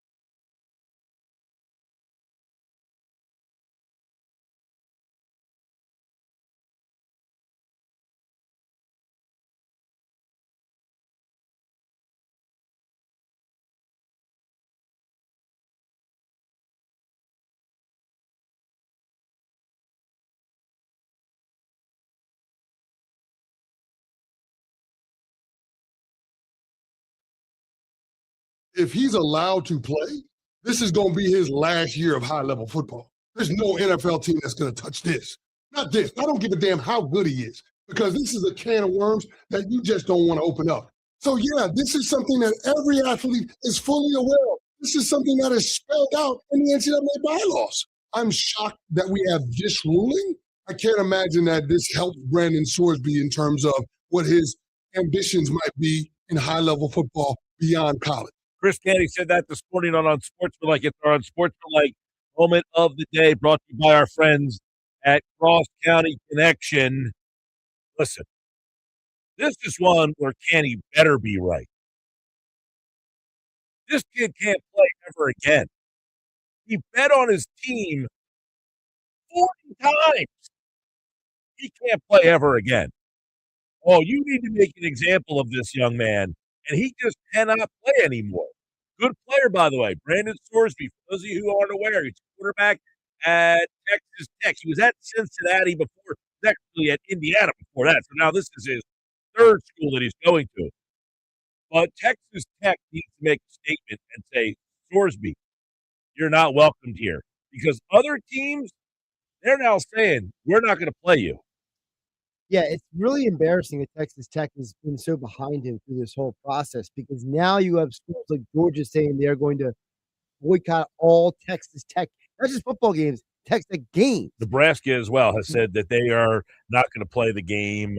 And Nebraska has started, basically, there's going to be a meeting, all the Big Ten schools this week, and it looks like Indiana, Ohio State want to join them in this referendum, but the Big Ten is going to basically boycott all Texas Tech sports. So Chris Canty says this will be the last high-level football he ever plays, because he's essentially saying there's no way the NFL will take this kid. However, Adam Schefter disagrees. If Brendan Sorsby goes out and lights it up and is the best quarterback in college football, I'm going to guess that team's not going to be all that worried about it. And if it falls off this year, the way that some of the other quarterbacks who went into last season, who were thought to be top prospects that didn't turn out to be that way in their last year of college football, if he plays that way, I think it might be another red flag for teams. So I don't mean to oversimplify it, but I do think it'll be tied to a large extent his performance this year and how effective it is or isn't. A team would have no problem getting over and past if the guy's playing like a first-round talent. Sad comment, but is it true? Canty says, no way. Schefter's saying, as long as the kid's good, they'll take him. Now, what happened is the court, the NCAA ruled Sorsby permanently ineligible. He admitted to placing bets over his 4 years, including multiple on his own team while he was a redshirt player in Indiana. Now, you say, well, he wasn't even playing. He was a redshirt player. He's admitted to betting on his own team. Multiple games, multiple bets. The integrity of sports is in peril right here. They cannot let this kid get back and play. Can't do it. Now, the courts have said he can play. And Texas Tech is saying, if the courts are going to let him to play, we're going to let him play. Well, this is where there's kind of, I call shenanigans. Because one court ruled against Sorsby. There was one court that said, the NCAA already said you're ineligible. The rules say you're not eligible. You're ineligible. He found another court in Texas, by the way, that now says, you know what? You are eligible. The NCAA can't rule you ineligible. How can under what grounds can the court say that that the NCAA can't tell you that you can't play based on betting on games? I am not a lawyer, but from what I read, apparently the court says that the NCAA's rules are basically that they have power to enforce them. So basically, the NCAA has no power to say you can't bet. So now players can just bet on their own team if they want. Well, really, if you go by if you have little Josh for a moment, little Josh would take that as being like, well, the NCAA has no rules telling me I can do it. Can't do anything. Yeah, this is muddying the water all over the place. Exactly. And I think that's where we need to get, some more legalities involved, because you can't sit there and have this mob rule at college sports Yeah, you've got to be able. And by the way, so the Big Ten athletic directors are discussing a league-wide mandate Correct. against scheduling the Red Raiders in the future. So they would say, we are just not putting you on our schedule. And it's And not now just the Big football. 12 is also deciding whether or not what they want to do, because obviously they're in a conference with them. The Big Ten teams just say, look, we're not in your conference and we won't play you. Fine. Doesn't hurt Texas Tech all that much because they're in the Big 12. They can say, we'll play the Big 12 teams and someone will play us. So what is the Big 12 going to do? Yeah, Sonny Dykes, the head coach of TCU, is very upset about this. As he should be. Frankly, anyone who's not upset about it is probably out of their doggone mind at this point. I think it's preposterous. Canty, I agree with you this morning on this. I hope that Adam Schefter is wrong. By the way, Phillies lineup dropping, and it is Schwarber, Turner, Harper, Marsh, Bohm, Stott, Real Muto, Garcia, and Crawford. It will be Zach Wheeler pitching tonight. And the Phillies lineup today brought to you by Broadleaf's Plumbing, Heating, and Air Conditioning, your trusted source for heating, plumbing, service, and installation for generations. Call 609-390-3907 online, broadleaves.net. When we come back, we'll look at some of the Eagles OTAs, futures, contracts, and more with Adam Caplan from Inside the Birds as he joins us for today's Football at 4 on the Sports Bash Live on 97.3 ESPN, the 97.3 ESPN free mobile app powered by First Bank of Seattle, and live video on the 97.3 YouTube channel.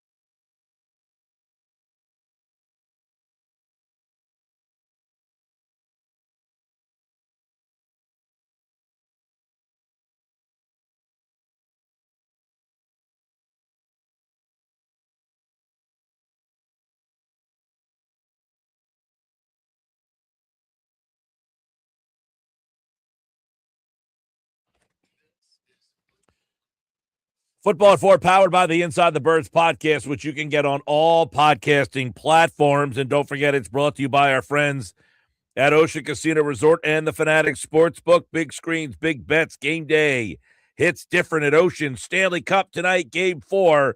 Listen to it on 97.3 ESPN. Phillies baseball and more. Not quite Eagles football yet, but they were on the field for the mandatory OTAs today. You heard from Nick Sirianni earlier this afternoon, and Adam Caplan is here for today's Football at 4 and the future of the offense of the Philadelphia Eagles. We're going to take a look at some of the contracts and some of the ways these guys will fit in, some key players, Adam, for this Eagles offense. What's going on, man? Yeah, Mike, that's actually the subject of this week's shows are going inside each position and explaining what they look like currently in terms of player contracts and offense. And then also, not for just this season, for the future, because contracts matter. This is our 9th year. We specialize in this stuff, and we explain it in terms that everybody can understand. When could the club get out of the deal if the player doesn't perform? And that is clearly going to come up with some of these deals. And then there are guys like Devontae Smith who, when he signed the deal over 2 years ago, $25 million a year, we talked about it then. It was a light deal. The Eagles got the advantage of it. Now, Devontae Smith, Mike, is somewhere between 20 and 27 in terms of highest paid receiver. They have to adjust the contract. But we'll get to that, but that's part of this discussion. It's not just guys who have some challenges, and you have to see what it looks like and how they perform will determine whether they come back. But there are guys like Devontae Smith who needs to get his contract adjusted. Yeah, we'll kind of dive into that. Jeff and I were talking a little bit about some contractual stuff yesterday when it regarded, the A.J. Brown savings, what that allows them to kind of do. I mean, I don't know. Can they make the trade for Jonathan Grenard and then extend them without the A.J. Brown trade coming down the pipeline? And if they could, how much money's left over for some of the guys we're going to hit on here, including Quinyon Mitchell, Cooper DeJean, Jalen Carter, and, of course, the big one. Let's start with the quarterback, Jalen Hurts. I mean, this contract's going to be under the microscope. It is. Jalen Hurts, Mike, is signed through 2028, so he's got this season and 2 seasons more. He'll make $51 million this season. It's all guaranteed, so he needs to play well because at 27, the cash is also $51 million, but just under $23 million is fully guaranteed. So it's not like the Eagles would cut him if he doesn't play well. But if he doesn't play well, and the team doesn't play well, if overall they're not good, and he's a big reason why, then you could see the potential of them trading him. So this is a big season for him. And after this season in 28, also will make $51.5 million. So he's got over $150 million coming over his final 3 seasons. And look, he needs to bounce back, and it's going to be challenging for him because this is a brand new offense yet again. And we'll see if he gets paid yet again for his role in this offense. Adam, we know that Saquon Barkley signed an extension before last year, coming off a massive 2,000-yard year. There were people like myself who were like, you didn't have to do that, but they did. So what's his future look like? So, Mike, they signed him to a 2-year extension, Saquon Barkley. The date of execution was March 10th, 2025, so just over a year ago. After 1 year, Mike, after his first season, this is like unprecedented. The Eagles decided they were going to extend his contract because he had the best season in NFL history from the start of it to the Super Bowl. I mean, it was obviously incredible and special. And Saquon, who, by the way, just turned 29 in February, if you look at his contract like I did, he signed through 2028. The guaranteed money that was extended for one more season through 26 expires after the season. So, Mike, he's going to make $16.75 million this season, right? In 2027, the total cash is $16 million. It's a lot of money. If he does not play, like last season, Mike, you're talking about around 1,000 yards less than the season around from the season before, Mike. It's a major drop-off. So clearly he's going to have to play well. He doesn't have to get 2,000 yards. That's ridiculous. Right. But our own eyes will tell you if he's only running for 1,200 yards and it doesn't look good, they're going to want to do. They have three options: ask him to take a pay cut him, or trade him. And he's not a quarterback, so I don't see him being in demand if he's coming off of a tough season at 29. And by the way, he'll then turn 30. Okay, Mike. This coming February, he's going to turn 30. How the clock changes, Mike. And I know some people thought, like you brought up, like why would they extend him? Why would they do this?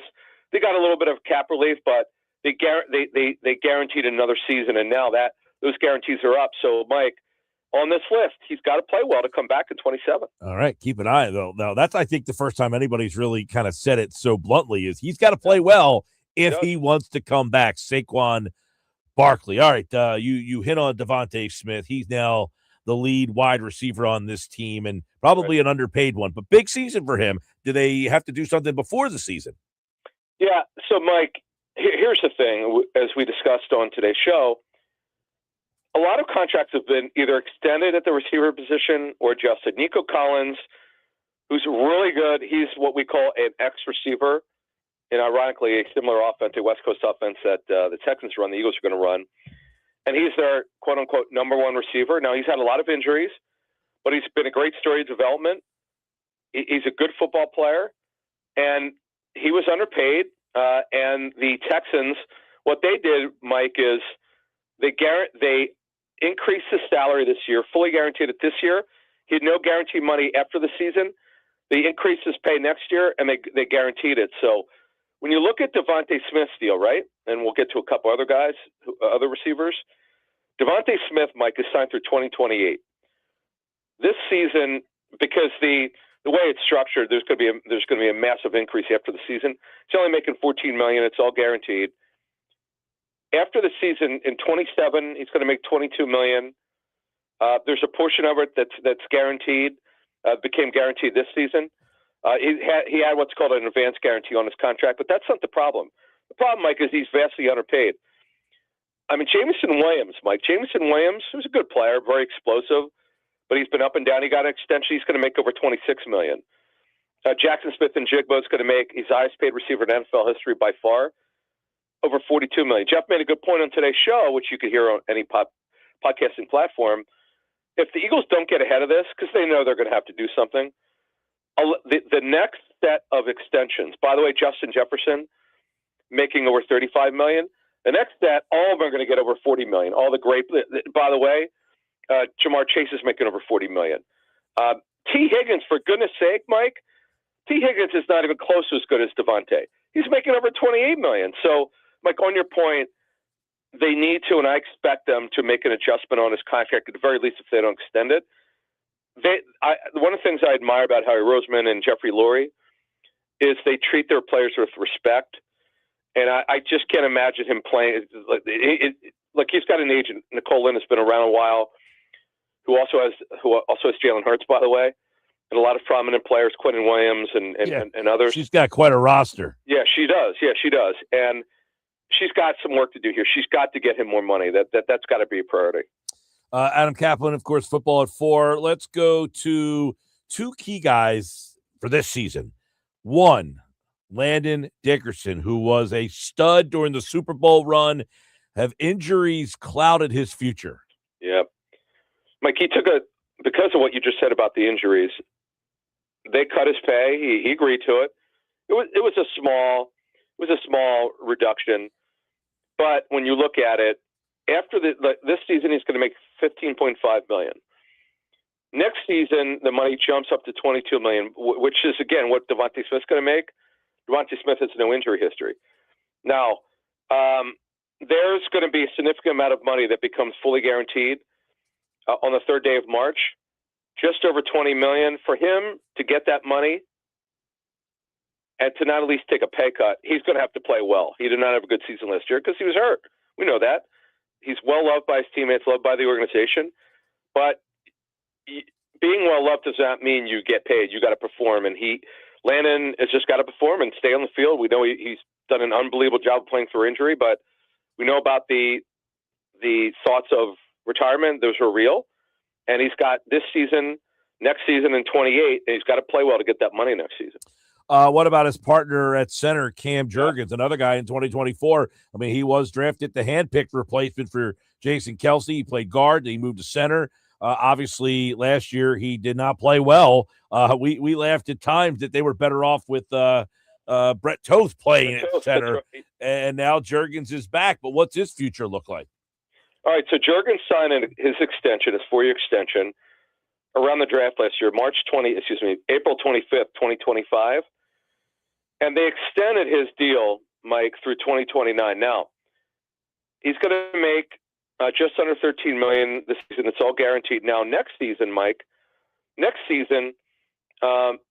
got a significant chunk of guaranteed money, just under $15 million.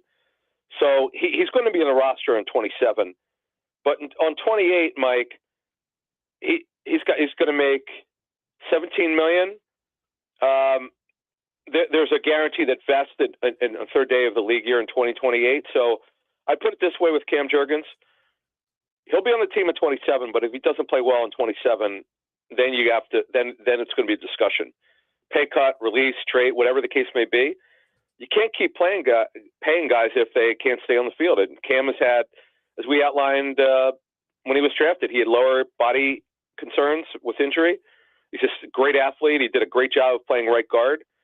To get him on the field, as you remember, he's really good. You're not wrong when you said Brett Toth outperforming him. We actually talked about that exact subject based solely on tape study. I mean, Cam Juergens, Mike, seemingly he could not bend down because of his back. And you feel for him, man. You hope all the treatment he's getting, same for Landon, that they're going to be good. So you got to keep an eye on these guys, and how they perform will determine what their situation is going to be for the future. Yep, and the offensive line is a big key. By the way, today, Lane Johnson was kind of admiring this offense. He said, I've always kind of watched it from afar. Now I get to play in it. Doesn't mean we're going to be great, but he seems like he's excited. He also said it was devastating news when he learned out about Jeff Stoutland. You wonder how the offensive line room does feel about that. Yeah, and remember, the scheme, the offensive line scheme is going to change. It's going to change completely, as I understand it. They're going to ask the players to do less. There'll be more double teaming. They'll have more help. And Elaine talked about that today. Now we have to see what it really looks like. And it sounds good, but we'll have to see what it looks like. And again, Lane at 36, he's had so many injuries, upper and lower body, and he's going to be a Hall of Famer someday. But you do wonder, can he last? I mean, that's part of last season. Why were they so bad for the run? It's one of the reasons, though, Adam, he said he wanted to come back. He said he didn't want to go out the way he did last year. And I know him a little bit and known people close to him. I know it's kind of like with Landon Dickerson. But I think Jeff made a good point on our show today about Landon. You never know what his 100% is or whatever percentage he could play at. His 75%, Mike, if that's all he could play at, might be 100% of somebody else. You can accept it. But 50% you can't accept. No one would accept that. Mm-hmm. And that's what you have to ask. You mentioned Lane Johnson. We don't know what Lane's best is at 36 years old. We don't know what it's going to look like, but we're going to find out in training camp. And you hope it doesn't turn out like Jason Peters, where towards the end he just couldn't stay on the field. He was getting hurt every other quarter. 40, right. Jason Peters had a lot of injuries, but he also played until he was 40, which isn't unheard of, Mike. Well, I'm talking about when he was here. He kept playing after he left here. But I remember he had the Achilles and then the re-tear.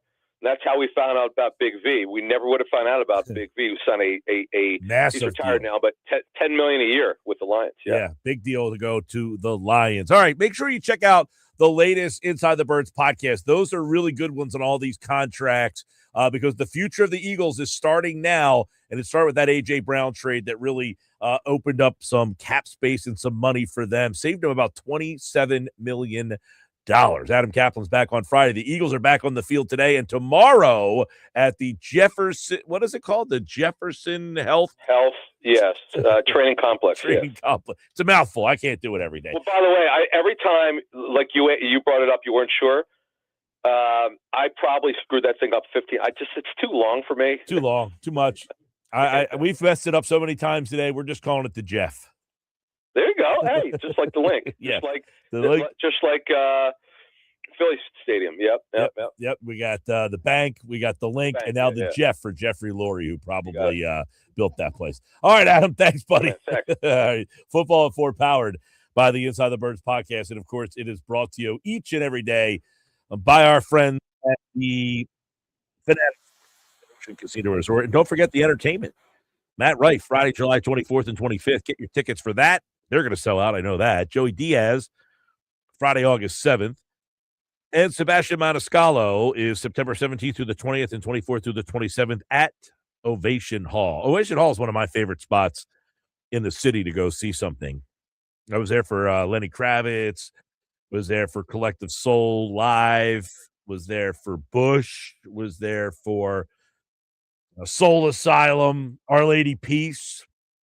Always a good time at Ocean Casino. And the Fanatic Sportsbook, that's where I watched the Ronda Rousey sham fight against Gina Carano. It was still a good time. It was packed in that place. A lot of energy at the see, you don't even need a good fight to have a good time at Fanatic Sportsbook. You can watch the hockey tonight. Stanley Cup final. Listen to it right here on 97.3 ESPN. It's been a great series. I tell you what. Let me give you a little nugget, Josh. Let me give you a little nugget on the series today, okay? You watching the game tonight? Of course. Now, Vegas is up 2-1. Yeah. First road team with multi-goal comeback win in game one of a final. Teams were 0-56 when they were down multiple goals at any point in game one. So that happened. We've already had history there. In game two, you had first Stanley Cup Final Cup to begin with back-to-back multi-goal comeback wins by each team. We know the Hurricanes came back. In game three, down 4-0, 3 goals in 39 seconds, and it was a 4-0 deficit, tied up, and then Theodore with the second career playoff overtime goal. It was the fastest 3 goals by one team in a game in Stanley Cup history. With 3 nights, 3 historical things have happened. What will happen tonight? Teams who have won 4 straight Stanley Cup, the team that leads the best of 7 series, 2-1, they've gone on to win 81% of the time. Golden Knights 8-2 in a series when they lead the best of 7 series, 2-1. So the Golden Knights, they feel pretty good. The Hurricanes tonight, this has been a great series. It's the first Stanley Cup final where each of the first 3 games has been decided by 1 goal. So lock it in tonight right here on 97.3 ESPN. All right, coming up, today's Nuggets. We got the Cooney report with Kevin Cooney at 5 o'clock. Hey, tomorrow, Dave Gallagher's back on the show. And we just talked to Dave. Dave's going to be on every Wednesday at 5 o'clock for the rest of the summer to talk Phillies baseball. How about that? Dave Gallagher locked in every Wednesday. We're going to talk some baseball and some Phillies with Dave. We'll do that tomorrow at 5. The Cooney report with Kevin Cooney. We got so much happening. It's a fun summer to go. We're just getting started. It's only June the 9th. The summer's not over. It's just getting started, baby. More sports bets on the way.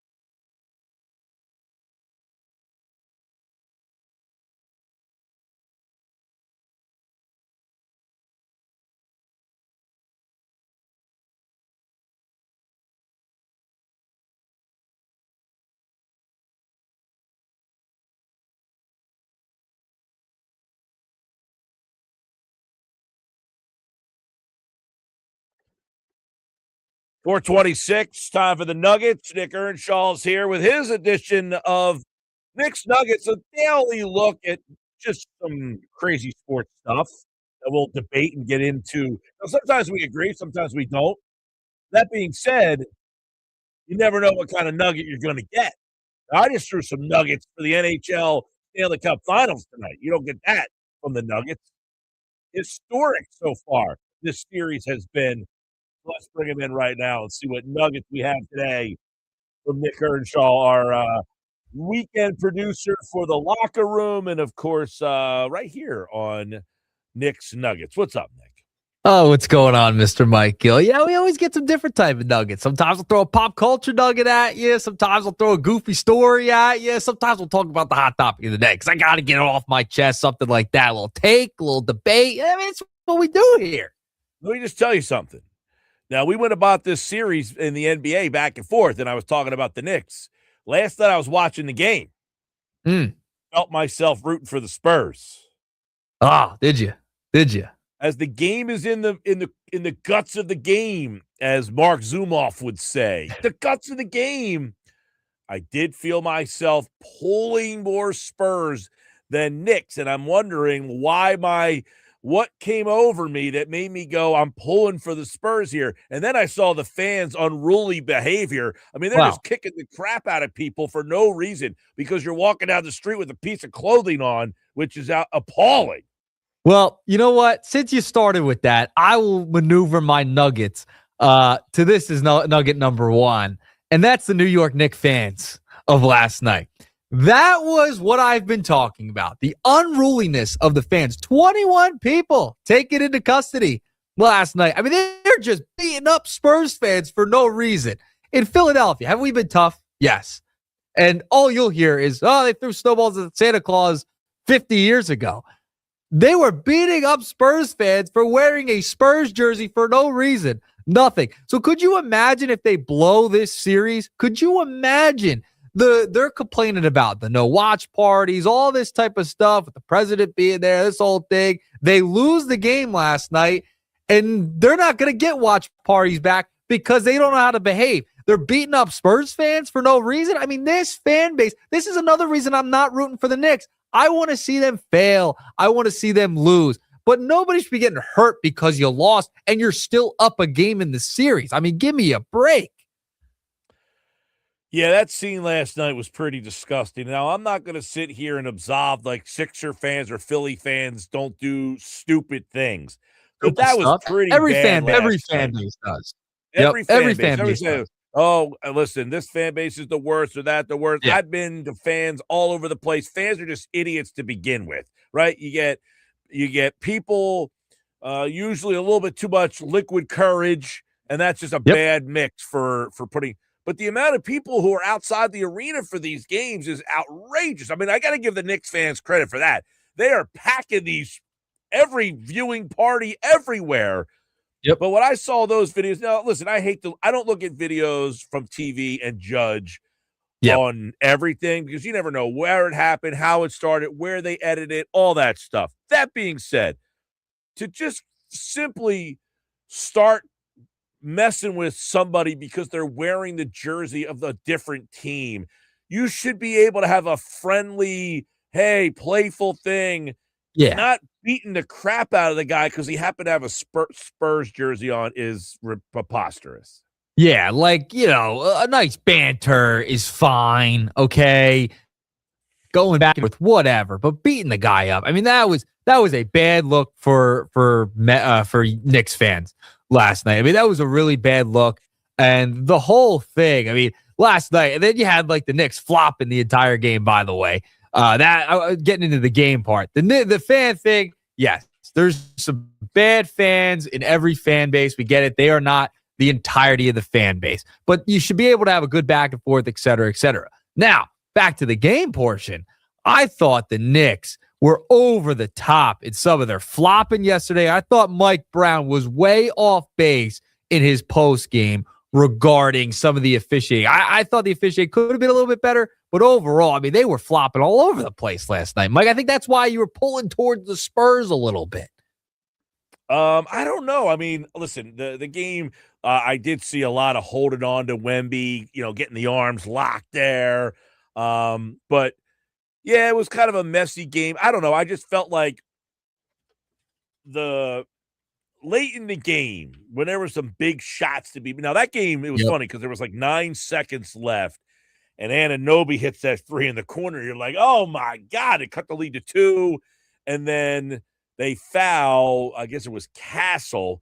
And he's an 81% free throw shooter, but if he misses one, it's a 3-point game with like 6.8 to go. So like that whole moment there, I was kind of pulling for him. But the Fox jumper at the foul line, that was a dagger shot right there. That was the big one. But yeah, I don't know why. I don't know if it was the style of the game. I don't think so. For whatever reason, I just found myself pulling more for the Spurs in the moment. But he becomes the youngest player with 30 points, 5 rebounds, and 5 assists in NBA final, the second youngest player in NBA Finals history. The only other guy to do it that's younger than him was Magic Johnson, who was 20 years old at the time. He beats Kobe Bryant with the 35-5 from last night. I will tell you, I know why you were pulling towards the Spurs. It's New York. You know you can't root for New York. I mean, let's just be honest. You can't do it as a Philly sports person, fan, host. You can't do it. It's just not in your blood, Mike. I don't want to hear Villanova this, Villanova that. They look down at us as their little brother. Right there. Come on. I want to stop you right there. It has nothing to do with Villanova. I don't like Villanova. I'm not a Villanova fan at all. I'm not saying you. I'm saying overall. People can't just look at the Villanova thing. Yeah, I thought you were indicating that I was giving the Knicks a little bit of some love because of the Villanova connection. I'm an anti-Villanova. I know you West are. Virginia, Villanova played all the time. And by the way, like Mike Yancey said, yeah, I remember beating them in the Big East. So Villanova can go suck eggs, all right? Yeah, Villanova's out the door. I just like Brunson. I like Brunson. I kind of like OG Anunoby's game a lot. I'm not the biggest cat guy. Heart paint is a pain in my. I just like the way they play. I like Shamet too, by the way. I feel like Shamet was a guy. Yeah, former Sixer. I feel like Shamet was a guy that would have been a good fit on the Sixers. They just don't. They traded him for Tobias. They never have that guy who's like the ultimate 3-point role player. Like they just haven't. They've had a lot of those guys, and they keep giving them away. Isaiah Joe, Shamet. Oh my God. A bunch of them were playing in this series. You drafted Mikal Bridges. You trade him on draft night for Zaire Smith. Champagne's in this series as well. He's a guy you cut for Mac McClung so he can go dunk. I mean, it's unbelievable. Oh, here he comes. I want to ask you a question. Here he comes. There's Josh. What's up, man? So I want to know for Nick Earnshaw, do you buy into the Danhausen conspiracy? He's the one that put the curse on the Knicks at first, and then he revoked the curse, didn't he? Right, and then they won 13 straight games. Yes. Last night, he got hit in the head with the basketball, and he revoked his non-curse of the Knicks. Yes, I did see that. I saw he was there. So he revoked the curse, right? So now the curse has been lifted, but technically... Yeah, go ahead. Those didn't see it. So he was on one of those live streams before the game, right? Yeah. And he got hit in the head with a basketball. I don't believe that this could be a real question. Do I think that Danhausen's curse, Danhausen, whatever the hell his name is, I'm supposed to really take this question with they won 13 straight games after he uncursed the Knicks. And then what did he do last night? He got hit in the head with a basketball, and he undid his uncursing. Basketball. And then he said, now you're going to lose? Yeah. Okay. Your reaction. All right. Well, I mean, they're 0-1. They're 0-1 since he put the curse back on. So, not one home team has won in the NBA Finals so far. Spurs lost both their games at home. The Knicks lose last night at home. So, can the Spurs tie it up? I don't know. Why not? Curses? I'll take it all because I don't want to go to that damn parade with those damn fans. I don't want to go. I have a pact with a New York fan buddy of mine. I don't want to go. I can't do it. I can't go with those fans. I need Wemby. I need Mike Gill to keep pulling for the Spurs. All right? That's what I need to happen. Curses, Mike Gill pulling for the Spurs. I'm in. That's what I need. I don't know about curses, but I will tell you that Mike Brown arguing for the officiating to change last night might actually help him out. It was 24-8 in the game. True. Yeah, it was. It was a little different in the second half. That's for sure. All right. And I can't stand talking about the Knicks. I really can't. It just sickens me that they're in this. Whoop. Anyway, let's get to nugget number 2. I was going to do this originally for nugget number 1, but Mike Garafolo on NFL Network earlier today had some more A.J. Brown news before he left the Philadelphia Eagles. He popped in to the facility and he left a little message. Take a listen to what Mike Garafolo reported today. A.J. Brown closed the chapter on his time in Philadelphia because he was there at the facility last week. I believe it was Thursday. He was there to pick up some stuff at the facility and say his goodbyes. On the walls there, they have pictures of Pro Bowl players. And AJ signed his. They have the players sign it. So he signed it. And then from what I was told, he then added the best to ever play here, always open. Now that signature is going to stay up on the wall. They may have to edit out the message as well. But and no hard feelings or anything like that. It's just he had his affinity for the time that he played in Philadelphia, and they still love him. There's still a lot of love for him inside that building. There you go. So when he went to pick up some of his extra belongings, he signed the wall. The best to ever play here, always open. Was he the best to ever play here, Mike? Is that a correct signature that he's allowed to put on there? The best to ever play there? I think he could have been. He might be the most talented to ever play here. For a 4-year stretch, he had the most single-season yards, the most single-season receptions. He had 4 over 1,000-yard seasons. I think for a 4-year period, he had the best 4-year stretch of any Eagles receiver for 4 years. Now, some have done it longer and put better stats up, but for that 4 years, I think he had the best 4 consecutive seasons that any Eagle wide receiver had. So you're okay with him signing the wall as he knows he's leaving and getting traded to the Patriots, the best to ever play here. You're okay with that? I mean, I guess Harold Carmichael. Based on the circumstances surrounding everything, to sign that as you're walking your way out of town when you didn't have to. You didn't have to leave. You didn't have to be traded. You could still be here and continue to add to that moniker that you want to claim yourself as. Yeah, listen, I mean, the circumstances of him leaving don't diminish what he did on the field. I mean, so I'm just judging what he did on the field, and I would say for those 4 years, find me a wide receiver that had a better 4 consecutive years than A.J. Brown did. I don't know that they have one. Now, again, big picture, Mike Quick, Harold Carmichael, there's not many other ones that you can put, in that conversation. For 4 years, I don't know that you can find one that had a better run than A.J. Listen, I think it's fair. I think he is an all-time Eagle. I think he's an all-time Eagles wide receiver. He's going to be talked about for years and years and years. I think at one point there will be a standing O for him in about 10 years when they do the 10-year anniversary of that Super Bowl winning team. I think you can't be the greatest in the history of the franchise with the way he left. I think the numbers were all there, 4 years. I don't know if it was long enough. And I don't know with the way everything ended, you could claim yourself as that. Because you love the Patriots. You claimed in your interview that you had a Patriot drug the whole time. You were a Patriot through and through, even while you were an Eagle. Come on. Listen, I mean, he has the single season record for most yards. He then followed it up with the most receptions. He has 4 straight 1,000-yard seasons. No other Eagle's ever done that. He's the only receiver in Eagle history to have 1,000 yards 4 straight. So he's up there. He's up there. But I think Devontae Smith will have something to say about that. I think I didn't say that couldn't happen, that couldn't change. But I think we're talking about up to this point, correct? Yep, up to this point, I think it's fair. He's in the top part, but the way everything ended, I don't know if that's the right thing. All right, Mike there was Quick, another. By the way, Mike Quick had 1,400 yards one year, 1,000 the next, and then 1,200. 3 straight 1,000-yard seasons. So not a better 4-year run than A.J. Brown. If you want to go to Harold Carmichael, You've got, let's see here, for Carmichael.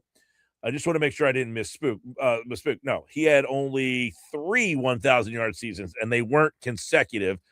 So to say that Harold Carmichael is the best receiver in history, he only had 3 1,000-yard years. He had 1,100, he had 1,072, and 1,028, and they were spread out over. He had one there, he had one 5 years later, then he had one 4 years later. So he was more spread out over a long period of time. So I would say A.J. Brown probably more impressive than those two. I don't even know what other one you would throw on the list. Maybe Tommy McDonald, but you're going back to the 60s. If you want to go back that far, he is a Hall of Famer, but even Tommy McDonald only had 3 1,000-yard seasons, only 2 consecutively. 3 1,000-yard seasons for Deshaun Jackson as well. And if you look at the all-time receiving leaders, I mean, Devontae Smith's most likely going to pass him in the first game or maybe the first play of the year this year. A.J. Brown's 9th all-time in Eagles receiving, 10th all-time is Devontae Smith. So, I mean, he's below guys like Carmichael, Retzlaff, Jackson, Quick, Ertz, Tommy McDonald are all ahead of him in the all-time receiving category. Well, listen, if Devontae goes over 1,000 yards this year, he will now become only the second receiver to do 1,000 yards 4 times, but not consecutively. Yeah, not consecutively. Listen, I'm not taking away what A.J. Brown did. He put, though, the moniker, best to ever do it here. I mean, the timing of the whole thing, to type that or to write that out on your wall as you're getting your stuff, cleaning out your locker when you didn't really need to, that's the whole thing. But I do want to play the second half of Garofalo's report there, because there's been a lot of stir surrounding the AJ and Jalen conversation. Here is that second part of Garofalo's report. This talk of what's happening and why the trade happened, and AJ Brown and Hassan Reddick, and you've seen it probably on social media. I talked to Big Dom about this, okay? And Big Dom knows what's happening in that entire building, and he was adamant that is not true. There is no truth to that part. That Hassan Reddick is no longer an Eagle because Hassan Reddick wanted a huge payday. And A.J. Brown is no longer an Eagle for reasons that have nothing to do with what's circulating online. He could not have been more adamant. That story is complete and utter bupkis. So we can at least turn the page on that part of everything here as A.J. Brown heads to New England. So there you go. The side piece rumors. Garofalo claiming Big Dom said, no, it is false. Bupkis. I don't put any stock into that at all. 0. Zip. None. No. Why would Big Dom say, yeah, you know what? That's an actuality. It happened. Are you kidding me? You think Big Dom's really going to come out and admit that? No. But I'm just saying that's according to Garofalo. That's all. That is all. Yes, according to Garofalo. Good job by Garofalo for asking the question. Yep. But, I mean, I don't expect Big Dom to give it any credence. That's all. And I don't think Big Dom's going to give out what actually went down with the two. I don't think we might ever get what actually went down with the two. But there's no way, shape, or form that I think Big Dom is going to look at Garofalo and say, you know what? Actually, yeah. So what happened was Reddick was with this woman, and then A.J. Brown got with her next, and then Brown thought that nobody else was getting with her. Turns to find out, the whole team ran through there. Like, what? Not happening. I know. Well, we don't know if that story's true anyway. You know what I mean? Like, we don't know if that story's true. Could it? Does it make sense? Yes. Is it possible? Yes. But according to Garofalo, Big Dom said no, it's not true. So that's it. I'm not saying Big Dom's lying or anything like that. But there's the report. I'm just putting it out there. The point that Garofalo brings up that makes me put some credence in it is the part where he says Reddick is not here because he wanted more money. That is the part that makes sense, because we all remember that whole thing. That we, as fans, we didn't want the Eagles to pay Reddick more money. He had declined in that second year here. They got to a Super Bowl that first year. They won the Super Bowl with him that first year. Was that the first year or the second year that he was here? And whatever, but yeah, and we all said, no, we don't want you to give him more money. So that part makes sense. Yep. Listen, I'm just putting it out there. It was a nugget that I found interesting because he brought that up in the report. He asked the question, and of course they're probably going to deny it, not come out with that. We might not ever get the actual true story of what really went down between those two. Seriously, we might not ever get it. I still got to ask though. I agree, but I definitely don't think that story holds any credence. And if it did, I don't think that Big Dom would have told Mike Garafolo. Well, there you go. All right, it's out there. All right, final nugget before I get out of here. Did you see on the Phillies broadcast last night? You know how they're in Toronto right now against the Blue Jays, and they have like the I believe it was out in the center field with the hotel and the whole thing. There was a woman up there that held up a sign that said, "Crook, please officiate my wedding." So they're asking Crook to literally become an ordained minister online. T-Mac and Crook were going back and forth about it. So it got me thinking, is this a Wedding Crashers type of thing? I was reading across abroad. They connected it to that. I mean, Mike, have you ever been asked to become that online minister to help a friend out to do a wedding for a friend or something, or a random person, random fan? No, I have not. But my old co-host, Todd Rank, he has married some people before. He went online and he got his thing and he married people before. So, no, I have not been asked to do that. But my buddy Todd Rank has married a friend of his and his wife. He was the guy who oversaw the ceremony. There you go. I wonder if anyone can text in 609-403-0973. How long does that take? Does it take 10 minutes? You got to take a test? Like, how does it work? Because I've had like uncles marry family members before. They got all one takes all that online. long. It doesn't take all that long. Like, you can just go to a website and pretty much fill out the information. And I think it's a pretty quick thing that you can get that license. Now, if I ever, I think I would go that route. I think, I'm not big into the ceremony or the wedding or all that stuff. I think we're pretty low key, me and my girlfriend. But if we ever make that decision to change like that whole thing, we would just call my buddy Todd and say, yo, you're going to fly across the country and get that done for us. That's probably the way we would roll. There you go. Now, if you were asked to officiate a friend's wedding or anything, would you do the online ordain? Would you do it if you were asked? Yeah, if I got asked by somebody, like, you want to get married, Earnshaw, and you say, hey, I'd like you to do it for me, I'd do that for you. All right, I'm in. Like, maybe I'll ask Gil if it comes along. Now it's probably gonna be a long time because we got no prospects right now. We got zero, zip, none. All right, so we got nothing. So you might have to wait on that one. So you don't got to do it for a long time. You mean hanging out with the 65-year-old Schweim and a 50-year-old Mike Gill? You can't find any prospects? I got zero, none, zip. So you can hold off on that. Now, I hope Schweim doesn't feel slighted because I didn't ask him. I asked you instead. Just in case. Yeah. All right. Well, if the Schwein wants to, now that would be more up his alley. You know me, I don't really like to do a lot of public speaking. I know. You're not a big public speaker. Schwein would get up there. You probably hear him like 3 weddings over. That's right up his alley. He would love to do that. I don't know if I'd want Schwein or being the minister at my wedding. No, I don't know about that one. That'd be a loud wedding. That's for sure. It would be a loud wedding. You would certainly, your neighbors would know that you were getting married. Yeah. Your neighbors the whole would be well block. aware.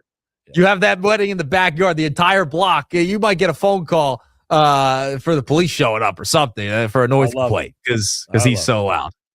Yeah. Oh, by the way, here's a nugget for you. The Haitian national team arrived at ACY this morning, and they are practicing for the World Cup out at Stockton University.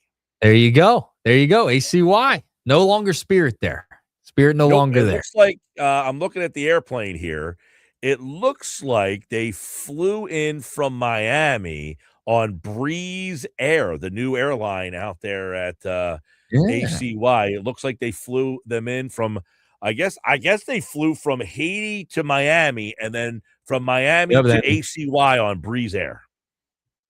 That sounds about right. World Cup coming up in a couple of days, Mike. Gonna get busy around here. Actually, they have a friendly coming up against the Union 2. It's the Union's minor league team. Yeah. There you go. Yep. All right. Couple pack of nuggets today. All right. Good stuff. By the way, I saw Rick Tockett was down here at a couple spots down the shore. There you go, See that? Talk. There you go, Yeah. Talk. How about Check that? it out on our website, 973ESPN.com. All right, Nick. Thanks, man. All right, more Nuggets tomorrow on the show. Coming up in the 5 o'clock hour, it's the Cooney Report. Our buddy Kevin Cooney's back. Should the Phillies trade for Tarek Skubal? What does he think? I'll tell you what I think. Coming up next on the Sports Batch, Phillies win 5-2 last night. Zach Wheeler looks to make it 2 straight against the Blue Jays. We'll talk some Phils with our buddy Kevin Cooney next.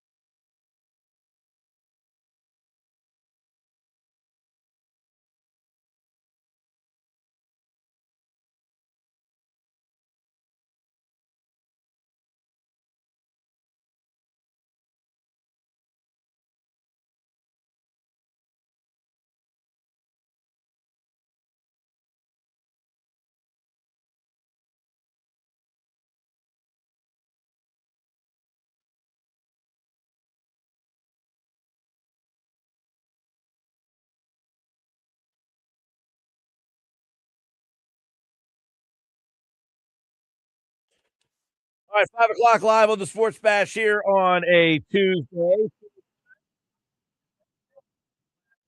Eagles OTAs. We got a little bit of everything going today. Celebrate the World Cup 2026 with Soccer Fest at the Camden Waterfront, June 25th through the 27th, noon to 10 p.m. every single day. Watch across all 3 days. Huge outdoor screen. Sign up for New Jersey Youth Soccer Association sessions held at Rutgers Camden. Shop local at the Made in Camden Village. Check out the International Food Market, South Jersey's award-winning wineries and breweries, live music, and more. Be sure to take Patco to City Hall Station or take the New Jersey Transit River Line. Register for free tickets in advance at soccerfest26.com. No, I'm going to be working from 2 to 6 those days. Actually, June 25th to the 27th. Is that a weekend? June 25th. It's a Thursday, Friday, Saturday. All right, I can go one of the days. Or Sports Bash this hour. By the way, tomorrow, Dave Gallagher's back, former Phil, 9-year Major League Baseball veteran. We're going to do every Wednesday with Dave. I was talking to Chad Durbin the other day. We're going to try to have him on Thursday or Friday to talk some Phillies with us. Right now, it's time for our Cooney report. Kevin Cooney is back. His Substack has been outstanding. I enjoy it each and every time it comes out. So check that out on Substack, Kevin Cooney. And it looks like we might disagree on this one. He says the trade rumors for Tarek Skubal have already started. Here's why the Phillies should say no. We'll bring him on right now. Kevin Cooney's with us here on the Sports Bash. Kevin, welcome back, buddy. How are you?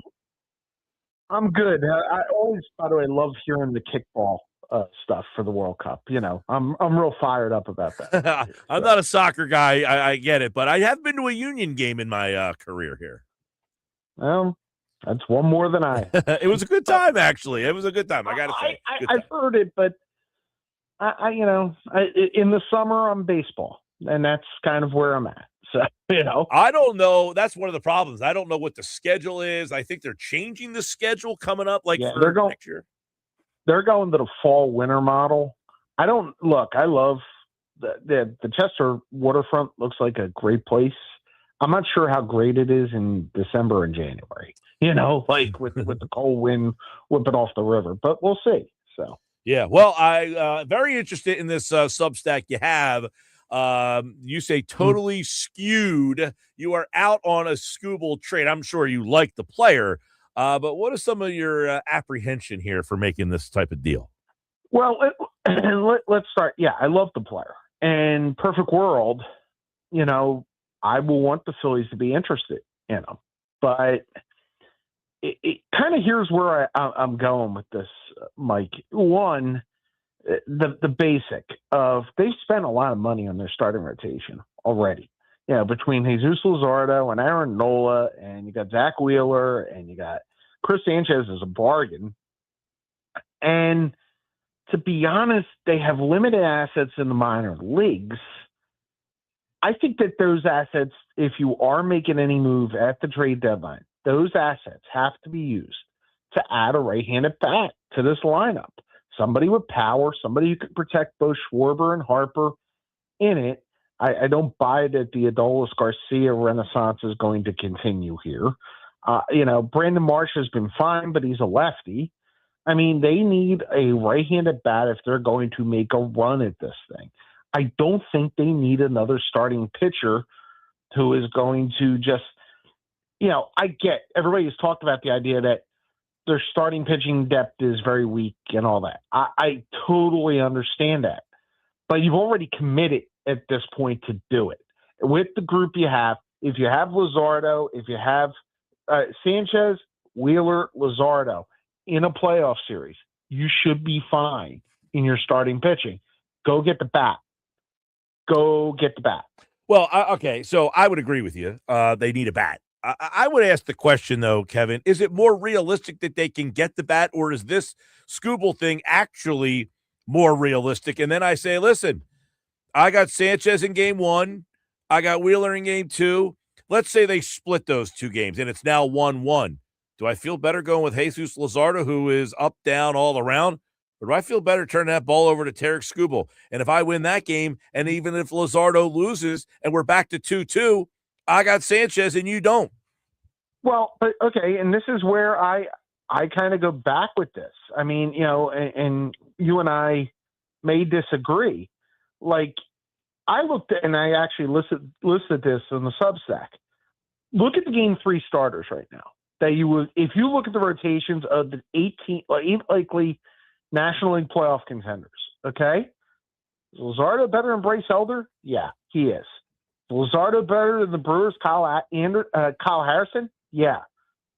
Cardinals, Dustin May. Would you take Luzardo in that case, Mike? I would say I agree with you almost everyone that Luzardo is very good, but his ERA is mid-4s, so he's not a guarantee. The only exception may be the Dodgers with Roki Sasaki. Okay? Mm-hmm. That might be the only one, and I'm figuring that the Dodgers by that point will have Glasnow or Snell back. That's the one exception. But you can't just try to match the Dodgers in every way, pitching for pitching. You've kind of committed to this at this point.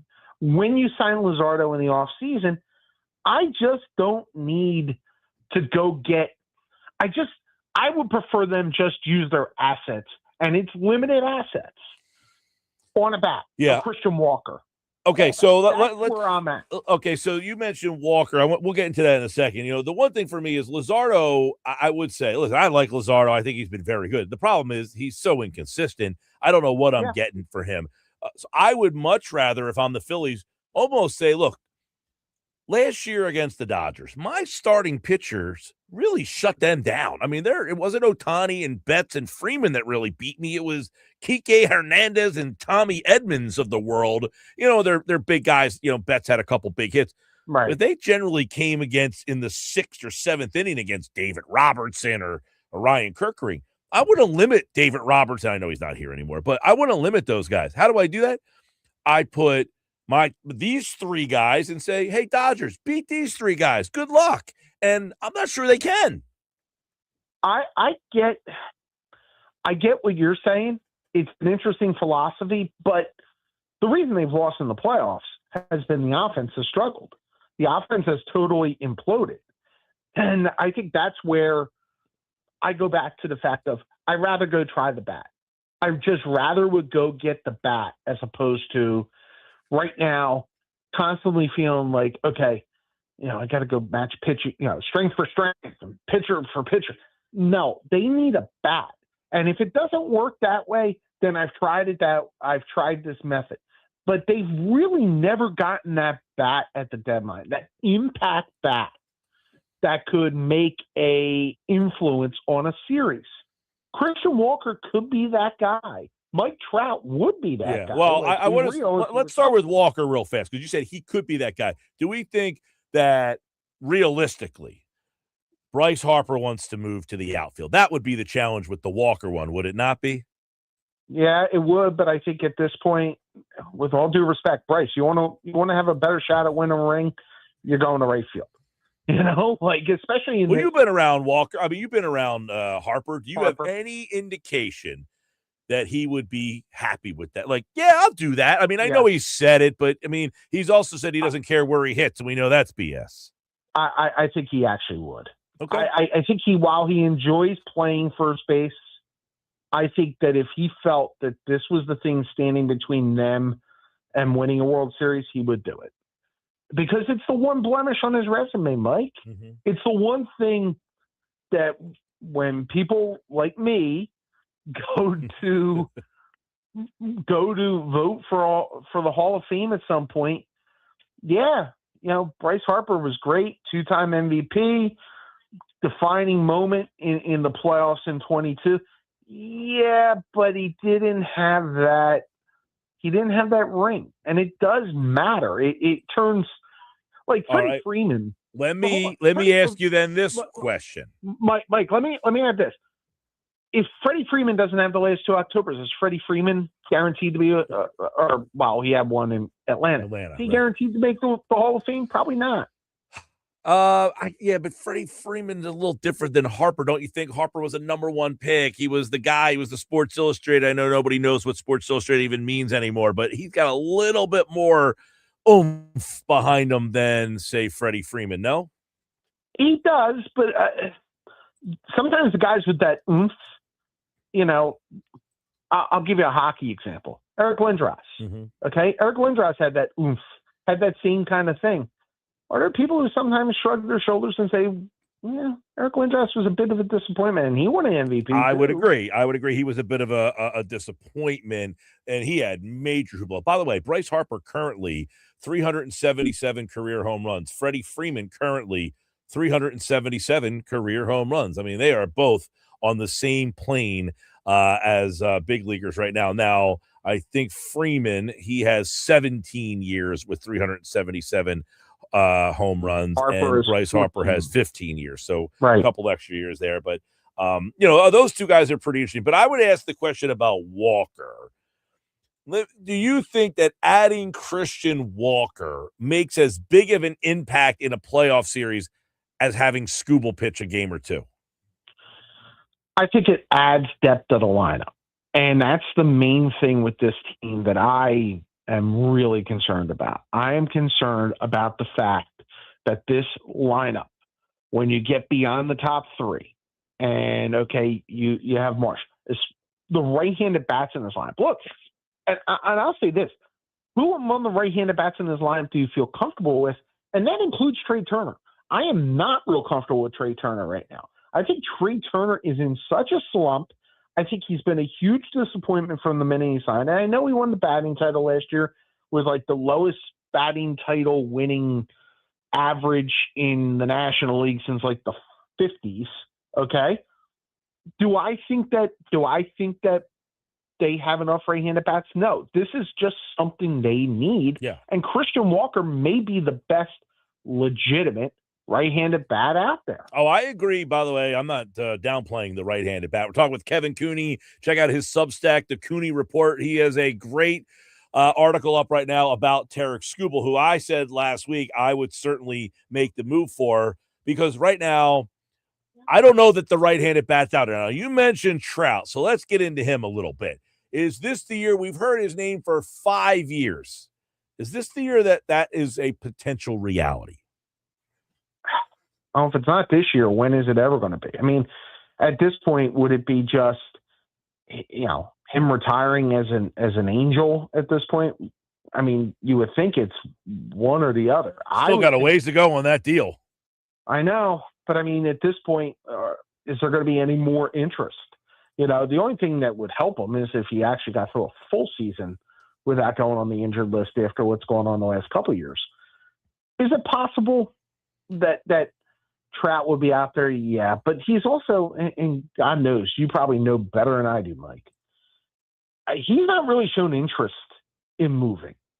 And I don't know if all that changed. He seems to, you have McGarry on every week. He's heard from his friends. He loves the Southern California lifestyle. He loves playing for a team that, honestly, he can walk down the street and not be swarmed. Mm-hmm. Okay? Is that going to happen in New York or Philly? No way. Probably not. No way. No. Well, what kind of, let's just play along here. What a kind of a deal, because I think it's all over the place. What kind of deal would you even have because of the contract? Do you take on the money? Do you ask them to swallow some of the money? Like, how does that work? How do you see that? Well, they would try to have them swallow some of the money, but I don't even know if the Phillies have the prospects that could throw into a deal that would allow the Angels to swallow the money. I mean, if they sold real low on Andrew Painter, if they traded Justin Crawford, are the Angels necessarily going to say, oh, okay, for those guys, we're going to take a decent amount of the money? I just don't see that. So as far as the contract, look, and honestly, this gets back to the Skubal thing, Mike, and I mentioned this in the story. You don't know what the structure is going to be like in this sport in 27 or 28. You think there probably is not a cap next year, that they would grandfather something in, depending on what the collective bargaining is. That is a complicating factor. At least with Christian Walker, I think it would be a little more manageable to kind of figure out how he would be. And to be honest, probably the name itself wouldn't generate as high a price tag and prospects either as Trout would. Yeah. So at the beginning of the season with Trout, in the offseason, I would have said, I want to see if you agree. Kevin Cooney's with me here. The Phillies wouldn't even have interest in Trout at this point. The age, the contract, the injuries. But I think the Phillies are at the point where they say, listen, we've already got too many older, broken, bad contracts. Do you think that mindset was, no, we don't even want him? Do you think it will have shifted if he said, I'd come there and play? Or do you agree what I said? Because I think I like the contract is bad. They've already got Harper, Turner, Nola. I don't love the JT contract. I don't love the Schwarber contract, but I get it. Do they want to add another one of those deals? So would they even be interested in Trout, I guess is the question. Because it is not one that's going to end in a year or two. Like Walker's deal is going to end in a year or two. Obviously Skubal's going to be a free agent at the end of the year. They're way more likely than a Trout deal in my mind because of the fact that, the long-term money, and you don't know, again, what the salary structure is going to be and what if there is going to be a cap. I think we all believe there won't be a hard cap, but I do think there's going to be more limitations on it. Maybe something more like the NBA has. And if that's the case, then is John Middleton willing to pay basically a $600-700 million payroll? And I just don't see that happening. No. Yep, I agree too. I don't in the offseason, I would have said they don't even want Trout. Like, even if they said, hey, we'll give you Mike Trout, I would say the Phillies just don't want to pay that contract. And you get the argument, well, you'll make the money back, jersey sales. You can't sell the ballpark out anymore. It's sold out every single night. So you're not making anything off the tickets. I mean, yeah, you'll make some. But Mike, remember one thing. Next year, it's going to be different without the All-Star game. I do think there are some season ticket holders who would have backed out this year if it wasn't for the All-Star game. Okay. All right. So you would say the potential of having Trout could keep the ballpark filled, as opposed if they didn't, but they're not going to be where they were in the Pete Mackinnon days. No. The 2018 Phillies are probably not coming back at this point, but that slide happens quick. Remember, they sold out a lot of their games in 2012. And then by 2014, the place was, you could fire cannons in some of the sections. Kevin Cooney, the Cooney Report. Check out his Substack. And as you mentioned, look, any trade, if you're giving up for Skubal or likely a guy like Trout or Byron Buxton, I'd be interested in Buxton. I do think that he would be a good manageable fit, injury prone, yes. But this farm system is, and I think the Aiden Miller story, Kevin, I think it's the most under talked about story of the season. This is a complete waste of a season. He can't help the team out, which you were hoping he probably would. You were hoping that he went down there and pushed Bohm and or Stott to make them have to make a decision or be able to trade them. That's not happening. Complete waste of a year in terms of development. And even if somebody said, I'll give you Skubal, but you got to give me Miller if you wanted to do it, he's not tradable at this point. This has been a disaster.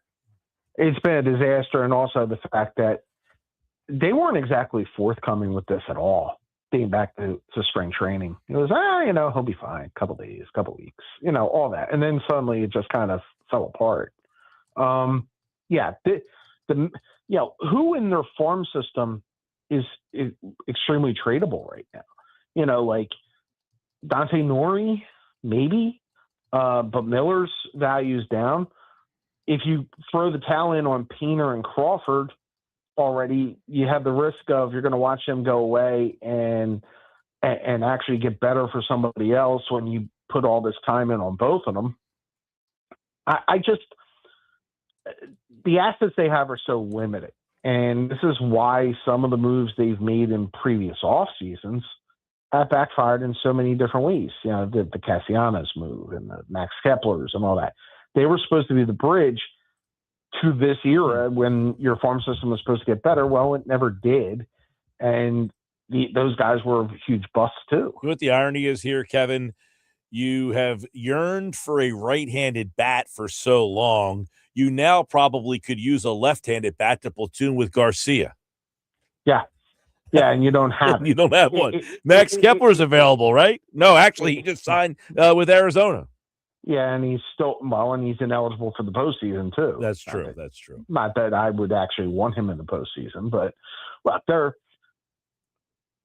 this is the challenge they have. And look, they've played really good baseball here since Don Mattingly took over, and you give them a lot of credit. And that was a nice win again last night with Sanchez on the mound. You get Wheeler tonight, and you take 2 or 3 in Toronto, you feel happy, and then you go to Milwaukee and see what happens.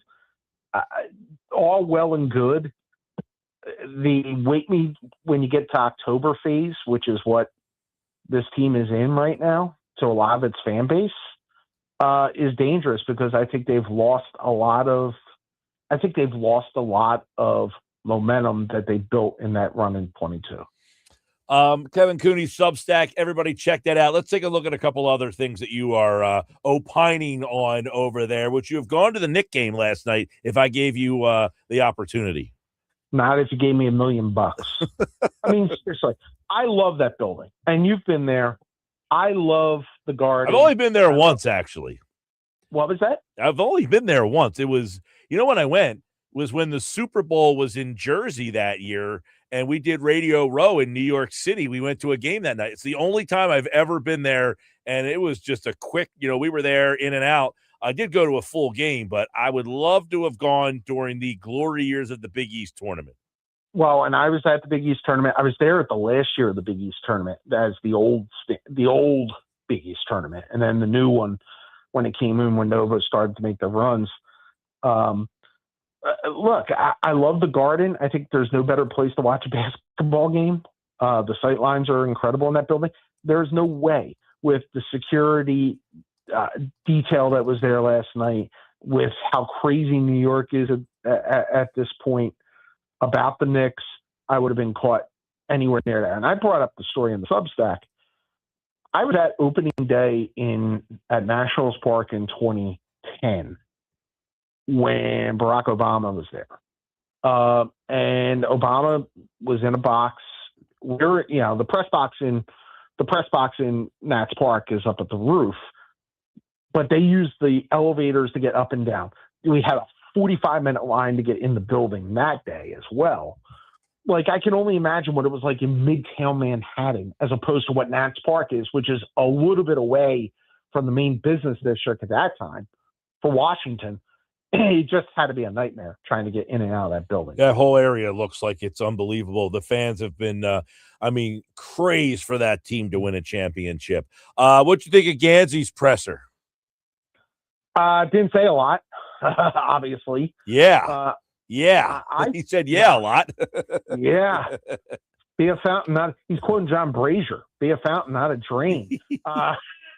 But no, the one take I had from it, Mike, I don't know if it's a given that they're not going to try to move Joel Embiid this summer. Yeah. I mean, he was given multiple chances to say how important Joe is to the franchise and all that, and really didn't do it. And that to me was like, a little bit interesting, Maybe, again, reading too much into it. He was very circumspect on everything, but like Gansey was not exactly, selling Embiid jerseys out last night. Definitely agree that he was not committal on Embiid. He also, admitted, look, we got swept last year. This is not a championship team, which is the answer you would generally get is we have Joel, we have Paul, right. We got Tyrese. We think we're good enough. Morey would have said.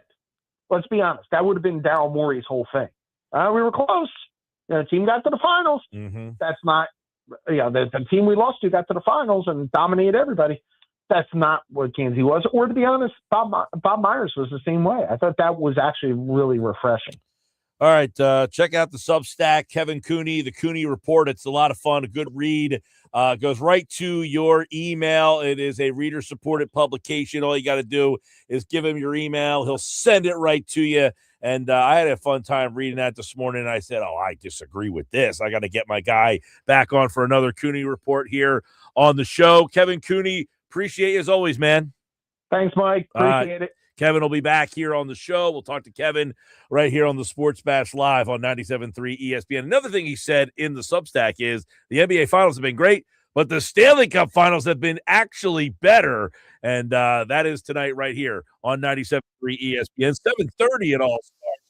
Check out the action.